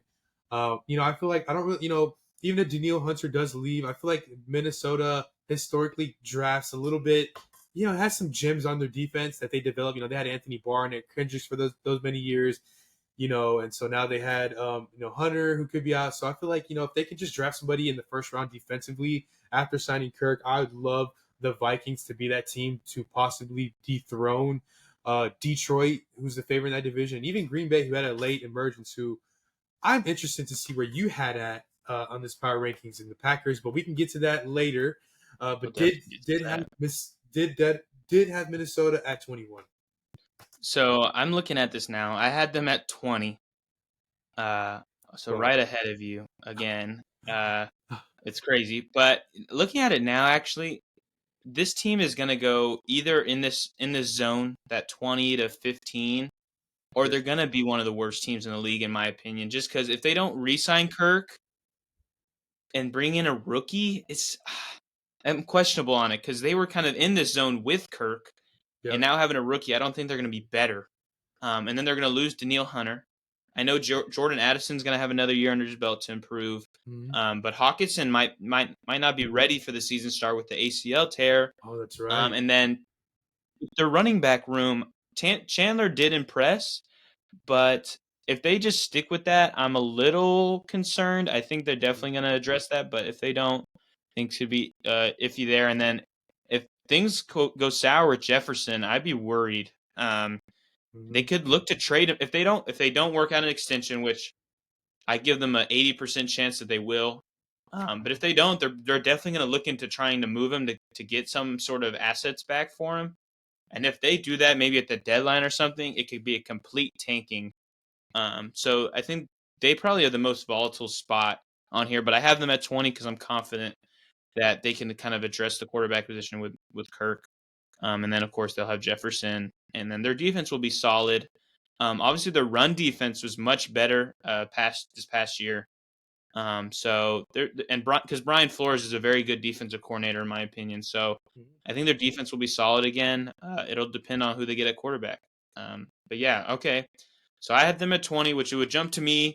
But since I had them at 20, we're gonna jump back to you. Who do you have at 20? I had the Dolphins at 20, Justin. Okay. Uh, I felt like I feel like that with the Dolphins, we know what we're gonna get from Tua and that dynamic offense. They did just add Johnny Smith, so I like them at the 20. I just like the next couple of teams better in their future as far as the draft. I did mention the Chargers at 18. I have Miami at 20, and I have the Chargers at 18. So I do like the Chargers better, with a better future than Miami. I know Tyreek Hill has a couple more years. We do like that offense and that team a little bit better next year, but I do like the next couple teams' future as far as after the draft better. Uh, so I Uh, have Miami at 20. Gotcha. Okay, well we're finally different on one. Not very different. I have them at 18. Okay. Um, but I had okay. So the Dolphins, I looking into them. Um, they seem like a team that is running into year three of doing the exact same thing. I know they went out and traded for Jalen Ramsey, and we were hopeful. He played very well, but then Xavier Howard played not very well, and now he's got not on the team. Christian Wilkins is a free agent, which I'm like, man, if they lose him, that might be a, a knife in the back. Like it just won't be very good for them. And then with Tua, honestly, the only way it could be better is he's probably playing for an extension. I don't think they're going to extend him this offseason because why would you lock your money into a guy that has been questionably okay in his career so far? So if he kind of plays a prove it mindset and has a really good year that way, it could be better. I know that they dealt with injury at some point. Like Waddle was injured for part of the year, and then Tyreek at the back half a little bit. But they just stalled out. Their defense played really well this past year, but then they lost their defensive coordinator. So Yeah. there's uncertainty there for sure. Their running backs are great. We love the running back room, even though Jeff Wilson, I believe, is a free agent. Yeah. But they got Jonnu, as we mentioned earlier in the episode. And then they probably need linebacker help just because Andrew Van Ginkel's a free agent and Jalen Phillips, I believe he tore his Achilles Yeah. later last year. So they have some areas of need for sure. I had them at 18 just because they had moments where they could be a top 7 team in the league with the lightning that Tyreek brings. Yeah. But I had them at 18. You had them at 20, hmm right? So we're gonna jump to you at 19. Who did you put at 19? I had the Falcons at 19. I like the Falcons at 19. I would like to put them a couple spots better, but I do like them at 19 just because they have a great, you know, draft spot. I feel like for what they're at, they could also maybe make a trade for Fields. They have a good head coach that I love.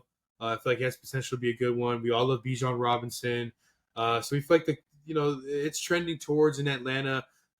They are looking to be my favorite to win that division. Uh, I'm aware that Tampa Bay was able to resign, Mike Evans, and it looks like they're going to bring back Baker. I just like the Falcons next year to win that division in a close call. So I have them at 19.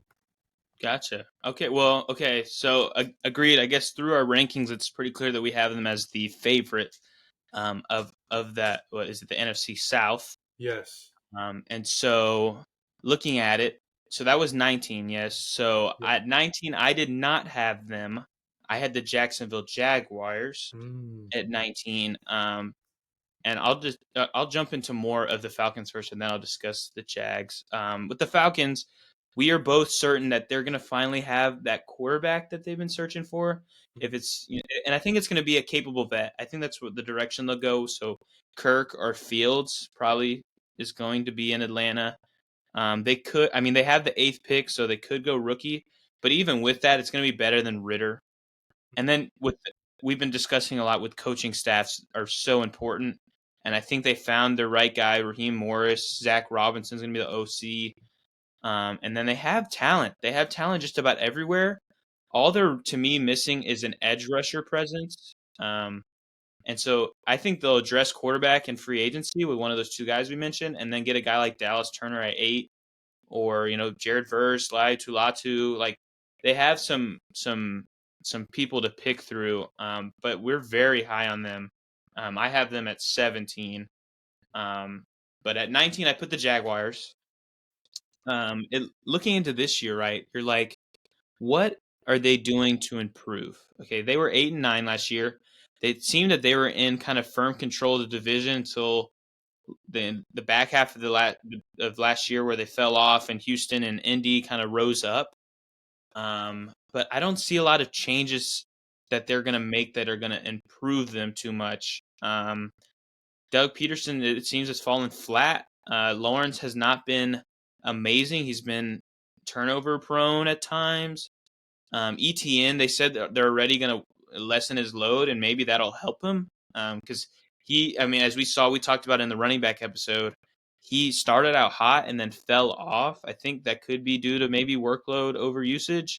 And then with Ridley being a free agent, if he doesn't come back, they're going to need to fill that hole, which will be interesting what they do there. And then cornerback, I've heard them be rumored to get one of those top 4 corners in the first, which would be very helpful for them. And then they franchise tag Josh Allen, and they still have Trayvon Walker, so that they have pieces around the ball.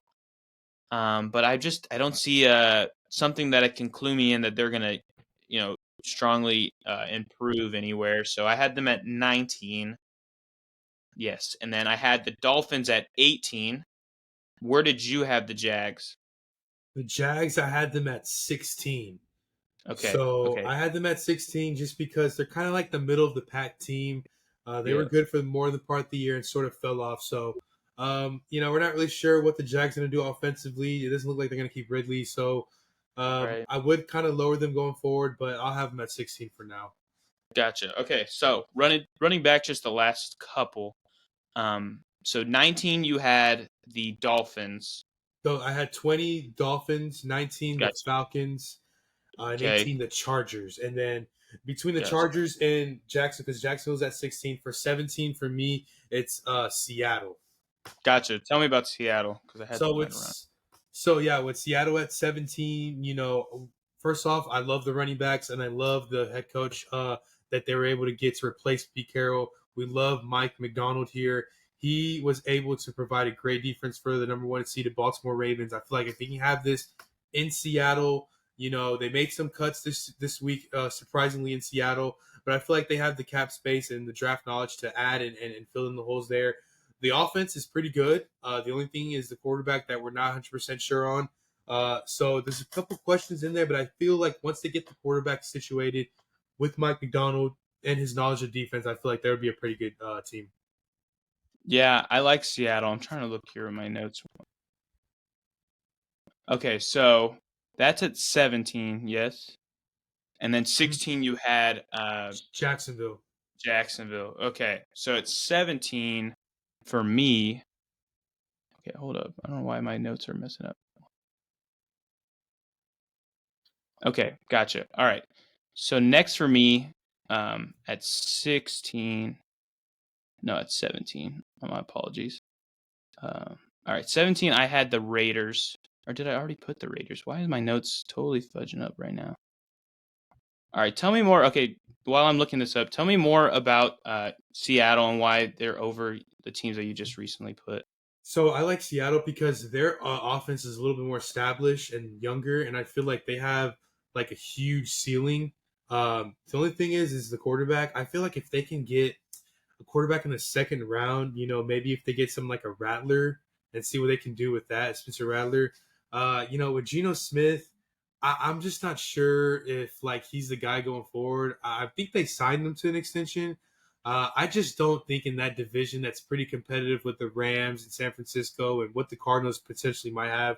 I feel like in Seattle, you're gonna have to up the game up as best you can and just get another quarterback and just go with it. That division could be winnable, but you have to be aggressive in that division. You have to have a pretty good offense to, stand out in that NFC West. I do like the potential of Seattle to do something in this draft. It has to go down this draft. I would like to see them, get Penix and keep them in the hometown area. Yeah. But if they're not able to reach that far, they're not able to make a deal to get that trade.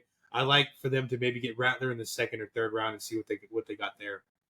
Yeah, I think they're definitely in the market of kind of picking their successor. Mm-hmm. They have the offensive pieces. It's like you said, very Mm-hmm. stat. Like they got some moves to make. They definitely need edge rusher, and we don't know if they're keeping Bobby linebacker, but they have cornerbacks. Devin Witherspoon had a phenomenal season. Mm-hmm. Um, and then fixing my notes here. 17, I had Atlanta, but we got to talk about them. And then 16, I had Seattle, which we're just jumping on. And 16, you had Jacksonville, yes. Mhm. All right, so we're back to 15, and that means you're on the clock, Mr. Odd. And who'd you have at 15? So I have Pittsburgh here. So I like Pittsburgh at this 15 spot. There's a couple other teams I like to switch them with, but Pittsburgh is perfect at this 15 spot. They made the playoffs this year with their quarterback carousel. It was Kenny Pickens, and then it turned into Trubisky, and then Mason Rudolph to end the year, who surprisingly played kind of good. I feel like those pass catchers for the Steelers able to play so much better with Mason Rudolph. So that just tells me that if they were to get a guy like a Russell Wilson or a Justin Fields, I feel like they'd be a great team to be contending with in that very, very tough division, Justin, in the AFC North. So I like Pittsburgh with that dominant defense. They have one of the best players of defense in the league, one of the best defensive players in the league. One of the more veteran, most knowledgeable coaches we've ever seen in this league. Right. So with Pittsburgh, like them at 15, and they're gonna have a pretty good season next year if they can get a good quarterback.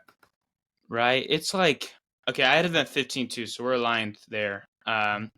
With Pittsburgh, it's like, I mean, I think a lot of people know they just continue to win enough games for some reason. And last year they missed Pickett for some games and had to roll with Trubisky and Rudolph, and they won games. It was like, what's happening here? But I think with them, I mean, obviously the Bengals were shorthanded with Burrow being out for most of the season and being injured. And so I think they're going to be a little less lucky. Another thing, though, that kind of is I think it's half a boost and half a bad takeaway is that Arthur Smith is the OC there, right? Mhm. And he did well as an OC in Tennessee and then struggled as a head coach in Atlanta. As we all know, we hate him, trying to keep those emotions down. But he, I think it's similar to what we talked about with Hackett. Like, Hackett was a good play caller in Green Bay. We were excited. Rodgers won an MVP. Went and head coach somewhere was bad. It got exposed. I guess people learned his ways, and then went and Hackett coached with the is a coach now for the Jets, and that offense was pretty poor. I think that the same thing could happen with Pittsburgh. It's just not a special move, not a game-changing move. And then, of course, they have Pickett, which I'm like, I don't love. I love their weapons, though. Deontay and Pickens. Deontay obviously is up in trade rumors, which is interesting. I hope they don't do that for Pickett's sake. I do think the rushing game will improve with Najee and Jalen, which that was kind of their saving grace last year. Yeah. They kind of had a good dynamic between those two. They still need O-line help, which I could see them going so they have picked 20, I believe. They probably go O-line there or corner. They Yeah. did cut Patrick Peterson. They have Joey Porter. So they need that cornerback 2 in there. They have Minka, which is set. And then, of course, they have TJ on the line. So I don't think they'll address D-line or linebacker.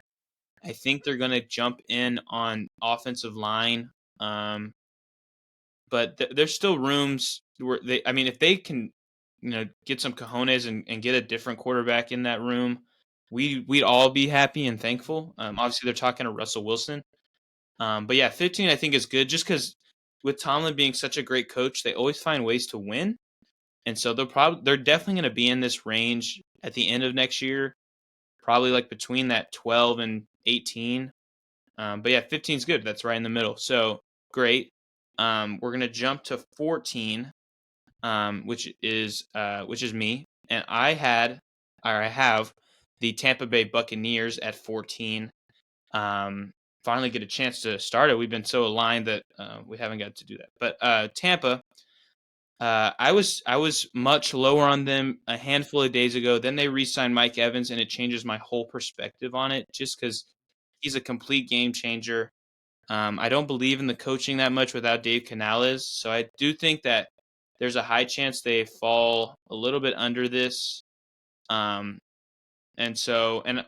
Atlanta a little bit spots down, or I have Atlanta a little spots down, and I think that they have higher potential to jump them. To me, Tampa Bay is going to be returning into 2024 with a team that's less like a weaker version of their 2023. but it's still in this range because Baker did outplay himself, and I think that's who he is. I don't think he's a complete bust, Hmm. and like he was in his prior teams. But I have them fairly high. I have them, I guess, at 14 they'd be making the playoffs. Yeah. Um, but that's of today. Once we get to see where Atlanta has a good quarterback, one of those vets, my rankings could change there. But yeah, what are your thoughts with Tampa? Where do you have them? I also had them at 14, Justin. I had them at 14. I wanted to put them over Philly late in a little bit because they did beat them in the wild card. But it's a little, yes, they were signed Mike Evans. Yes, they got Baker, but you just gotta, can they be consistent going into next year? Can they repeat what they did? Because we've seen a pattern with Baker where he has a pretty good year, go to the playoffs, and then the next year, he's not the same. He struggles, and then next thing you know, he's in line to be traded or cut. So I'm gonna have them at 14. It's a good spot, But we love Rashad White. He's a very sneaky player for this team. I do like Rashad White now elevating. Now that they re-signed Mike Evans and potentially Baker Mayfield, so I think like 14 is a great spot, Justin. That we had them at Cool. All right. Well, we're aligned at 14. Who do you got at 13? 13. I have the Indianapolis Colts. Now, Justin, this is a team that is as solid as they come, and I mean, let me tell you something, Justin. This team is going to be very solid now with Anthony Richardson coming back. They have Shane Steichen, who's a very solid head coach who I had questions about when he was in Philly and when he became the coach for the Colts, but he is so solid. He was able to almost win the division with Gardner Minshew, and for more than half the year there was issues with Jonathan Taylor, who was playing and he was in and out the lineup, able to elevate a great running back and turn Zach Moss into a reliable starter. So I That's feel like right. this team is so solid going to next year. My Texans should be on aware for this team. And, the Colts are a strong candidate to win the AFC South next year. They're going to give my Texans a run for our money. It's not Jacksonville. We're not worried about Tennessee. It's definitely the Colts with AR back at quarterback. So definitely Colts are the best spot there at 13. All right. Well, I like that a lot. I had them. I don't have them at 13. I have them a little bit higher than that. I have them at 11. Mm-hmm. So I am pretty high on the Colts. I'm Mm-hmm. a big believer in Anthony Richardson and Shane Steichen, pardon me, Mm-hmm. together. They almost made the playoffs. They were one game out of the playoffs without their franchise quarterback. Yeah. And then looking into what they could bring into this year, obviously Taylor was also he missed a handful of Mm-hmm. last year with the contract issues and stuff like that. I know Zach Moss filled in very well, but I think fully getting Jonathan Taylor back and integrated there could be helpful. And then Pittman is back with the franchise tag, and then maybe Yeah. Downs can have a kind of a breakout Yeah. season. They need that wide receiver too really needs to reveal themselves. Yeah. I know Alec Pierce is there, but he's been there for what 2 to 3 years now and hasn't shown it yet. So I'm interested if they could possibly bring in somebody. Maybe rumor. I've heard a rumor about Hollywood, or maybe they get a draft day guy because there's a handful of draft day Yeah. wide receivers that could be helpful for them. They kind of need tight end. They have three guys on that team that are all average: Kylan Granson, Mo Alley Cox, and Jelani Woods. Um, I mean, having three average guys, I don't know if they'll want to pick somebody else to add into that mix. They have the 15th pick, and if Brock Bowers falls, that could be interesting. But they have a handful of ways to go. I've heard corner could be a route, and then obviously they cut Shaq Leonard last year in the middle of the season. They could address linebacker. So they have some spots to go. Edge rusher, I'm not sure they really are going to need that too much. That's the thing. I don't see them having too many holes besides maybe wide receiver. And so I like them a lot. I have them at 11. For me at 13, I had the Cincinnati Bengals, which I think so. To me, they're either going to be right around here or they're going to be top five. Like they have. I mean, with Burrow coming back, hopefully it's not another slow start to the season like it's been the last 2 years. I know he was coming in injured in both, or he had the appendectomy in a couple seasons ago, and then with the calf this year. Yeah. But they have T. Higgins back again. They have Jamar, of course, who Jamar is really, to me, I know his rookie year was kind of a breakout year, but I think he needs that like big breakout year, Yeah. in my opinion. And I think that could be this year. Tyler Boyd is a free agent, could be out of town. Looks like he might be. So they're going to be missing that there, and then they need tight end. So they need to address, to me, wide receiver 3. They could give it to Charlie Jones, who was their draft pick last year. I'm trying to remember what round he was in. And then Irv Smith obviously did not pan out. He's a free agent. Drew Sample is a free agent. I could see them going tight end Yeah. if I mean, they have pick 18. They do need tackle, so I've heard J.C. Latham to them, but I've also heard if Brock Bowers falls or gets close enough to them, they could move up for Brock, which would be awesome because he can block too. So I know they still need some O-line help. They got Orlando Brown last offseason, but maybe address the other side of tackle would be good. So they have some needs, definitely. The defense is solid. I don't know. There's a piece on the defense that I'm really worried about. I know Jonah Williams on the offense is a free agent. DJ Reader, their defensive tackle, is also a free agent, former Texan. But he played really well. But he might be getting the bag again soon. So they could address that. So they have some needs, and they're also in a pretty hard division with Cleveland and Pittsburgh and Baltimore, of course. But Joe Burrow is a game changer. I'm like, I guess technically I'd be cautiously pessimistic because I have him at 13. I feel like a lot of people might have him a little higher. But yeah, where did you have Cincy? I had them at number 9, actually, Justin. Okay, I feel just a little bit. like when Joe Burrow's healthy, they're a top. You mentioned they could be a top 5 team, and I believe it. I did have them in 9, just because they could be a top 5 team, but I'm not really sure what they're going to do free agency. They're very so cheap historically in Cincinnati. They don't really make Yeah, big sure. moves. It's everything through the draft, and we'll see if we pay you. So I'll have them at 9. I do like your spot though because I understand your reasoning. There's been many slow starts with Joe Burrow and the Bengals, but I feel like before he got hurt, they could have made a run at the division versus the Ravens, and if they didn't, they would have been a tough wild card team. Right. They probably would have had to play. They would have probably played that game in Buffalo where the Steelers played in the wild card. So I feel like Yeah. maybe the Bills or the Bengals would have probably won that game and would have seen Cincinnati one more time. And Justin, you got to think, does that change things in that playoff run in the Super Bowl? So, I put Cincy at number 9.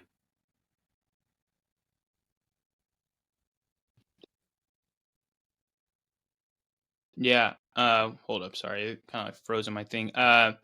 Yeah, and I think one more thing that's important to point out with the Bengals is that there's a lot of noise that Joe Mixon could be cut, Mm-hmm. and so they have Chase Brown in the backfield, but he's kind of been viewed as a third down guy, so they could go with somebody maybe in free agency if they cut him, or they go with a rookie, which I think would be more likely just because I know Mixon's been inefficient and he costs too much.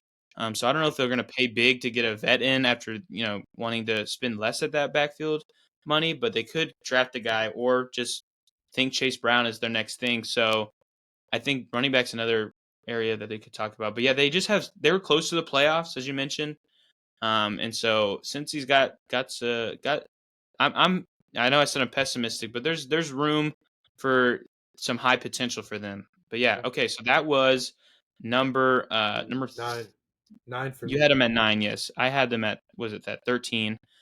Who is your 12?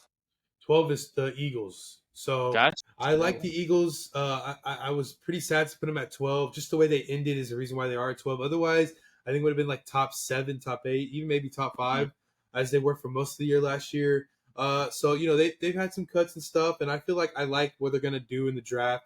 With the Eagles historically, they're always gonna make a splash, whether in free agency or in the draft. Howie Roseman is always so aggressive. They have a quarterback who I'm a big believer in. They have a pretty great offense, so not too down on them. I feel like 12 is a very fair spot for them. Gotcha. Wow. Okay, well I'm higher on them. I don't think it's bias, maybe subconscious bias as a Right, Philly fan. right. But I had them at 9. No, I Okay. had them at yes 9. I had them at 9 just because I'm a big fan of the coordinator hires. Kellen Moore and then Vic Fangio could be big. They're much better than Brian Johnson and Sean Desai. So I like Philly's coordinator changes. As for their team, obviously they cut Kevin Byard, which they made a deal to go get him at the deadline, so they need secondary help. Obviously, if you're watching them, Bradbury, I don't mean to trash on him. He's one of the worst starting cornerbacks in the league. I mean, he's got that name value, but he's awful. Please move off of him, or at least get a guy to supplant him. So corners, I think I think that's what they'll do in the draft. They'll address corner because there's 4 good corners at the top, maybe even 5. You could argue if Kool-Aid fits into that category with them, and Nate Wiggins too. So um, Philly needs corner.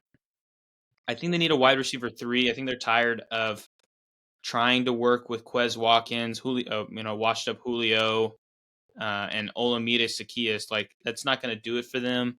They need something that's going to give them something to jump forward after the collapse of last season. But I have them at 9 just because I think with the coordinator changes, I think they will improve in that department. So you had them at 12. At 11, okay, so at 11, okay, no, my number 12. My number 12, I had Cleveland. I have Okay. Cleveland there. Okay, so with Cleveland, though, my thoughts are they're going to, go back and defer to Deshaun Watson as a quarterback, which is a mistake. He's not good anymore. You can watch it on the field. His numbers are just not great. He's been injured now a handful of times.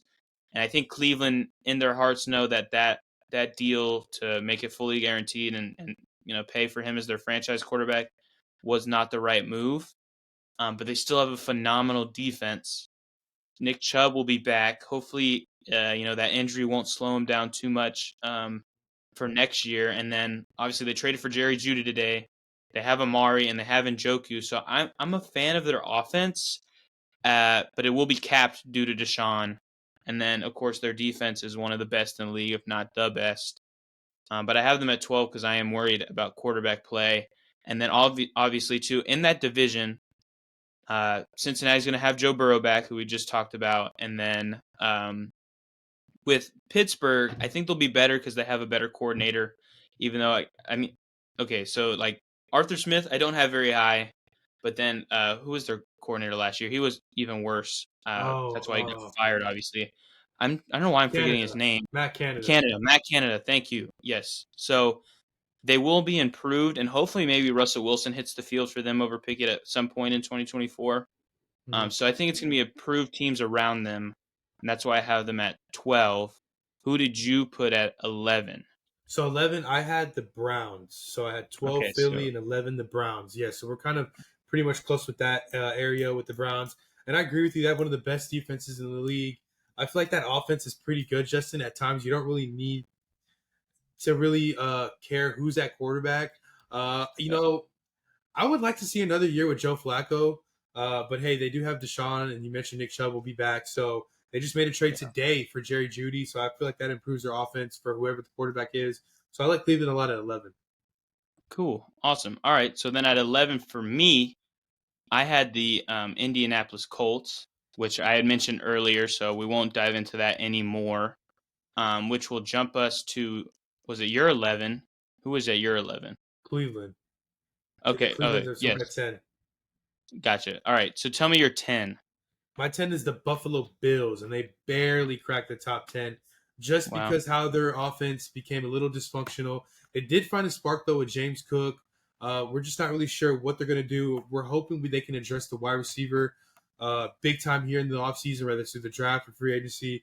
But they do have a top, 5 quarterback, top 3, who's very sensational. He's a great fantasy quarterback as well. So I feel like you just give him a number 1, number 2 receiver, fix that offense up a little bit. I feel like they'll just be right back in it. They were be able to release some pieces off the defense. So if that opens cap space for them, you got to believe that maybe in the draft they're going to add defensively. So I do like the Bills to most likely win the division next year. But I'm a little down on them. I would love to have them at like 5 or 6, but I think 10's a good spot. No, I have them at 10 as well. So we're aligned at Buffalo. Of course, they have the phenomenal quarterback of Josh Allen. Mhm. Um, but okay, so if you look at the running back room, as much as James Cook is phenomenal, it's clear that the Bills, they want a bruiser back and then they want Mhm. James Cook. So they're probably going to address that somewhere. They try to do that with Latavius and Leonard Fournette And of course, they signed Damian Harris, but he was injured last year for most of the season. But I think they're going to do that again. They're going to try to address it or see if Damian can do that. Um, and then obviously receiver, I'm worried. I'm very worried with the Yeah, receiver room. They have Shakir. He's not a top 2 type of wide receiver for them, even though it's slating for him to be that way.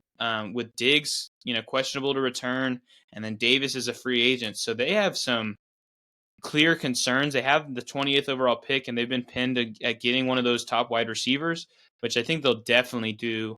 If it's Brian Thomas, if it's Xavier Worthy, A.D. Mitchell, Lad McConkey, Troy Franklin, there's a lot of yeah, names that you could throw at that spot, but I think they'll definitely address that there. And then they've had to rework a lot of their cap. yeah, They restructured Von Miller. They cut Tre'Davious White, which yeah, is very interesting. I know he's been battling injuries a lot over his career, but he's locked down when he plays. So, but he's not there in the secondary for them anymore. And so I'm interested that this defense could be a little bit worse. Obviously, they cut their was it Dorsey was their OC, and then they brought in Joe Brady, who was on the team. Now he's their official offensive coordinator.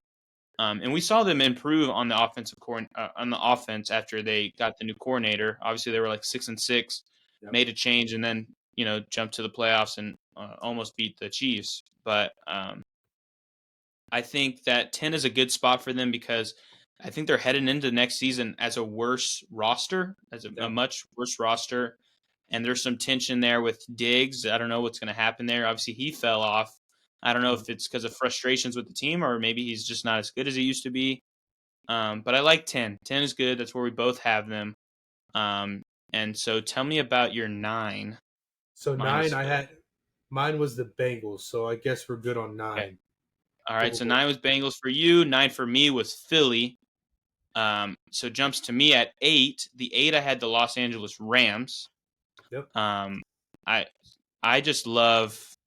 I mean, I know Stafford's near the end of his career, but with Puka and Cooper Cup, that is quite frankly one of probably. I mean, behind maybe Tyreek and Waddle, maybe even you could argue could be better than that because they're just both very good. I Yeah. don't think Cup is washed yet, even though we saw Puka surpass him in a lot of ways last year. I know he was injured for a while. With Cup was injured for a good bit, um, but also Kyron Williams is a stud in the making. Clearly showed it. Won a lot of people fantasy leagues, so be high on him. I'd be high on this offense, even though they lose their DC and Raheem Morris. He's now of course, the head coach in Atlanta, and he took some people with him. He took Zach Robinson, the quarterbacks coach, and we know that losing coaches that are part of a successful, organization could damage them.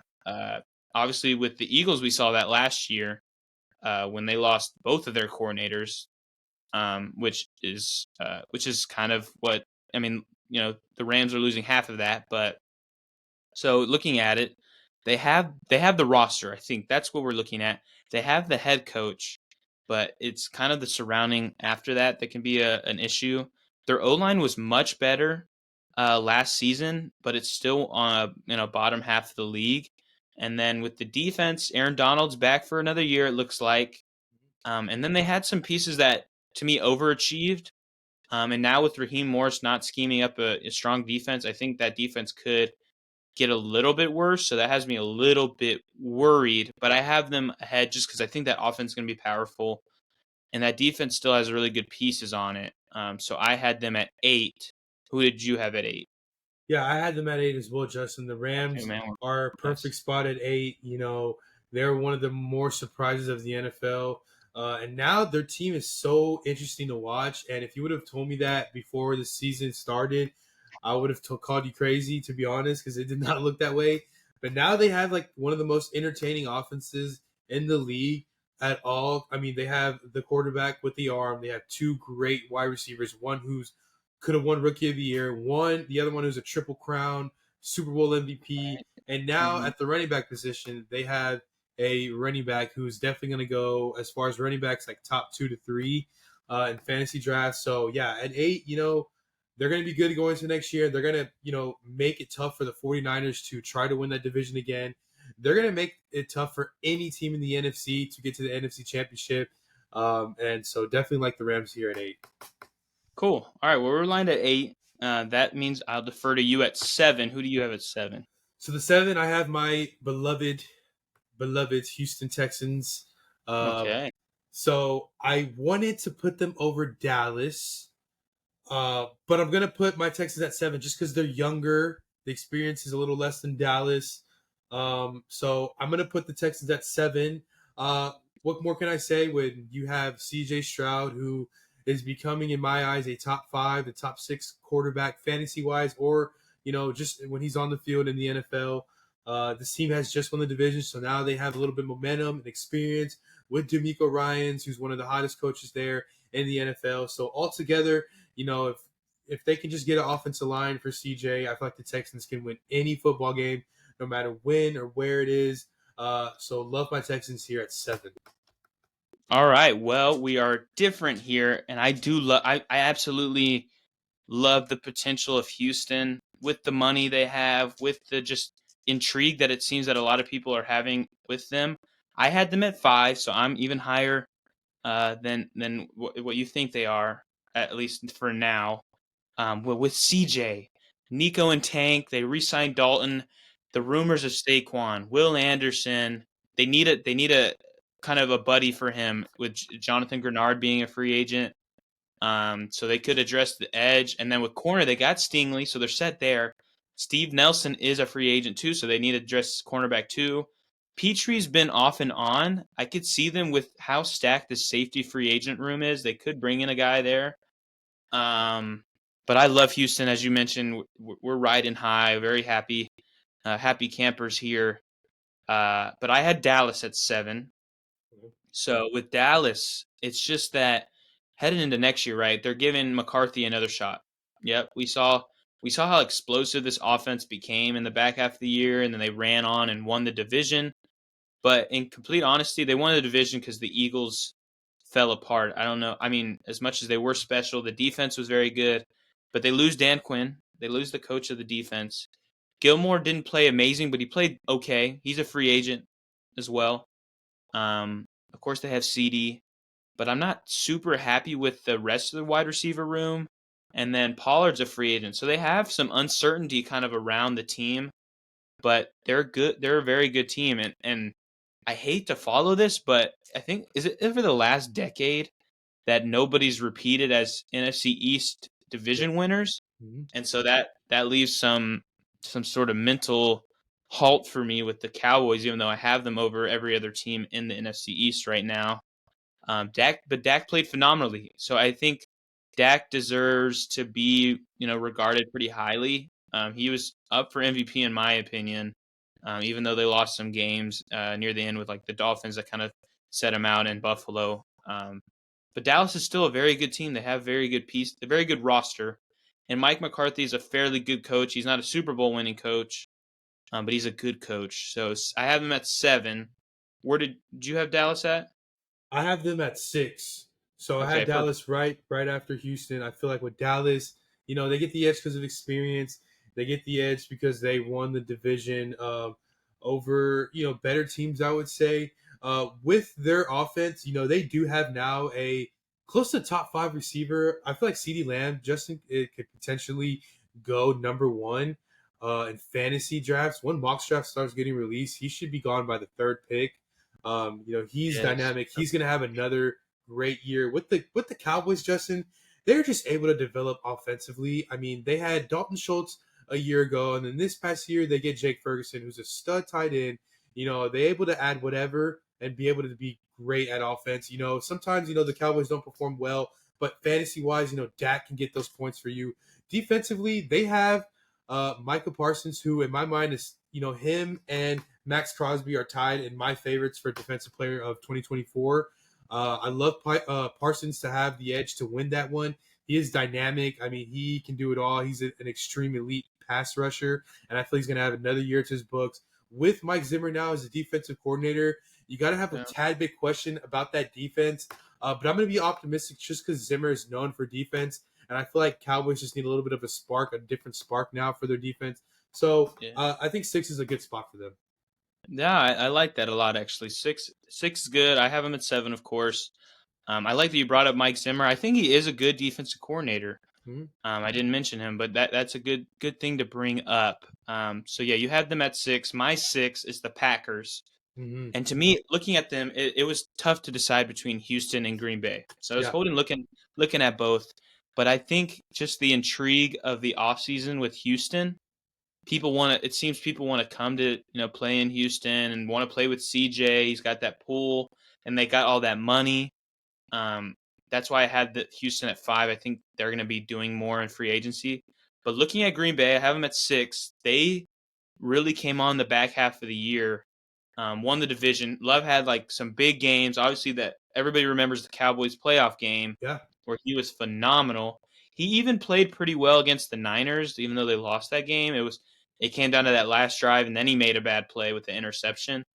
But they have good pieces. Now they lose Dillon. It looks like they're probably not going to bring back AJ Dillon, but he didn't play well.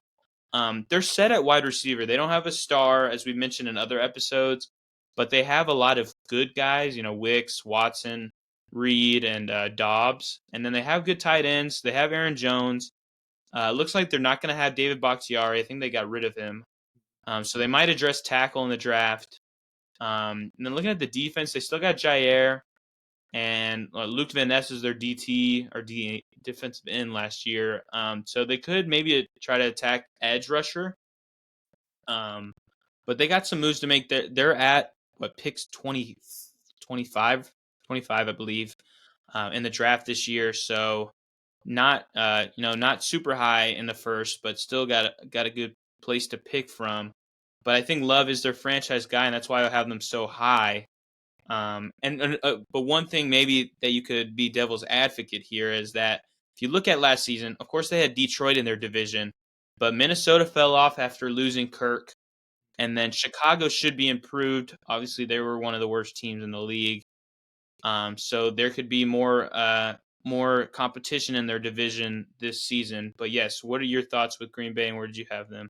So I had them at number 5, and I agree with you. It was tough to rank them in Houston because they kind of have similar reboots, kind of in a way. Except Houston did it the rough way, while Green Bay did it while still having a Hall of Fame quarterback on their roster. Right. So with the Packers, Justin, I had them at 5, and here's why. I feel like with Green Bay, in some ways, they're very sneaky on how they draft. They never, ever, ever go for flashy players in the first couple rounds. We mentioned when they drafted Rodgers, it wasn't really expected. Rodgers was falling down that stock board. He became their Hall of Famer. And when they won the Super Bowl, they had a good amount of receivers, and which some really never heard about. The Jordy Nelsons, the Greg Jennings, the Right. Jermichael Finleys, and even now they drafted Jordan Love while having Rodgers in his prime. And we were all questionable about that. We were raising eyebrows, and now Jordan Love fits the franchise cornerback title for Green Bay. And their receivers, they're not all great on their own, but all together they're great.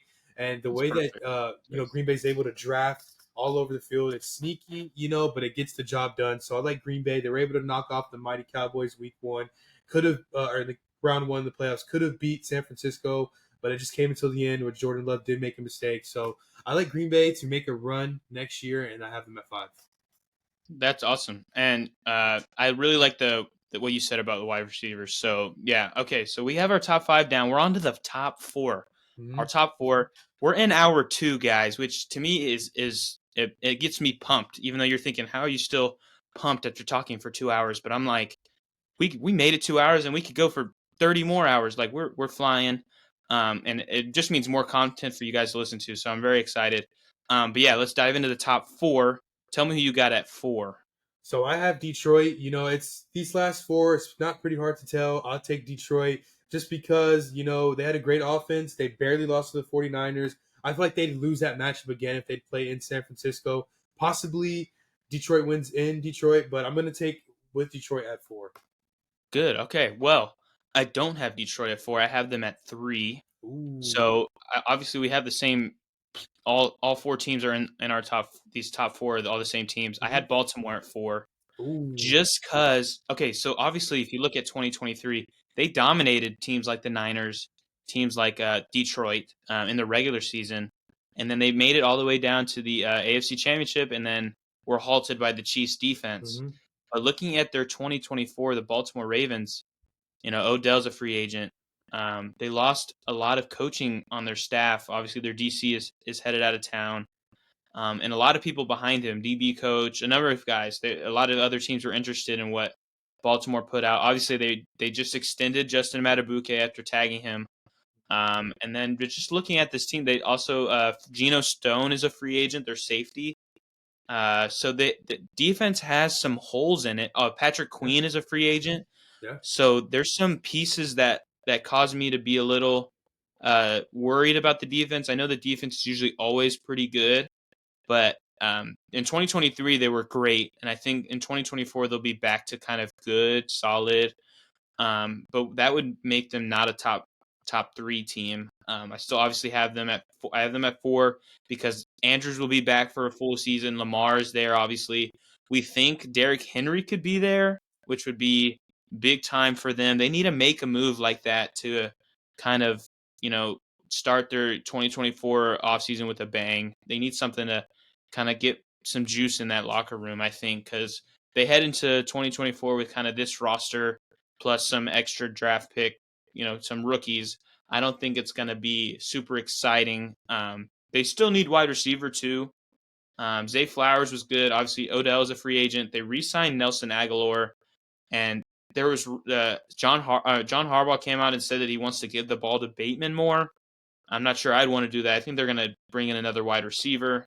Yeah. But yeah, I had them at 4. I'm assuming you had them at 3, but yeah, tell Yep. me your thoughts on Baltimore. Yeah, I had them at 3.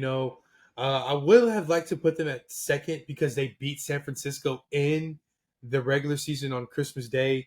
But I guess the way they went out, I feel like San Francisco put a little bit more of a fight in the Super Bowl compared to what Baltimore did in the AFC Championship home against the Chiefs. So yeah, Baltimore's at 3. They have the MVP. They have 2 good tight ends. They have a running game that's always going to be good every year. They just got to improve their wide receivers. Have the right defensive coordinator to adapt to what they were doing under Mike McDonald.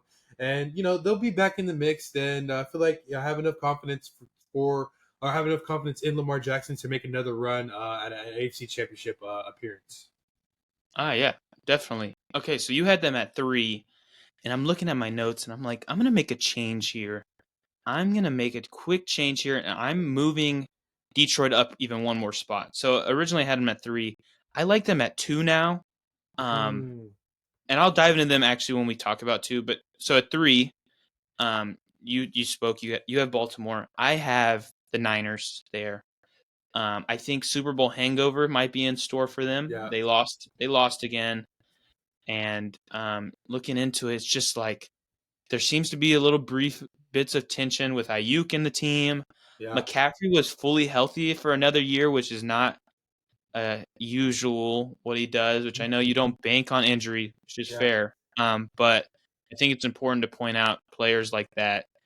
So they got luckier there. And then just looking at it, I don't know who they can bring in to um, kind of make this team even more formidable than they were last year.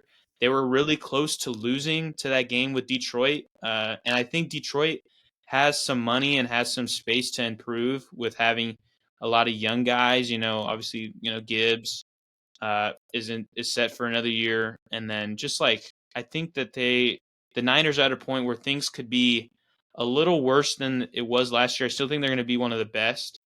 Obviously, they fired Steve Wilkes, Yeah. and now they brought in Brandon Staley, which you might be grossed out from hearing that, but he was a really good DC when he was with the Rams. Yeah. And so I think that obviously they're at 3, so we're nitpicking a lot here with the top guys, but the Niners I have at 3 just because I'm a little bit concerned just how they kind of bounce back. But yeah, so give me your thoughts on the Niners. So yeah, I agree with you. I was very hesitant to put them at number 2 just because I know they will have a Super Bowl hangover.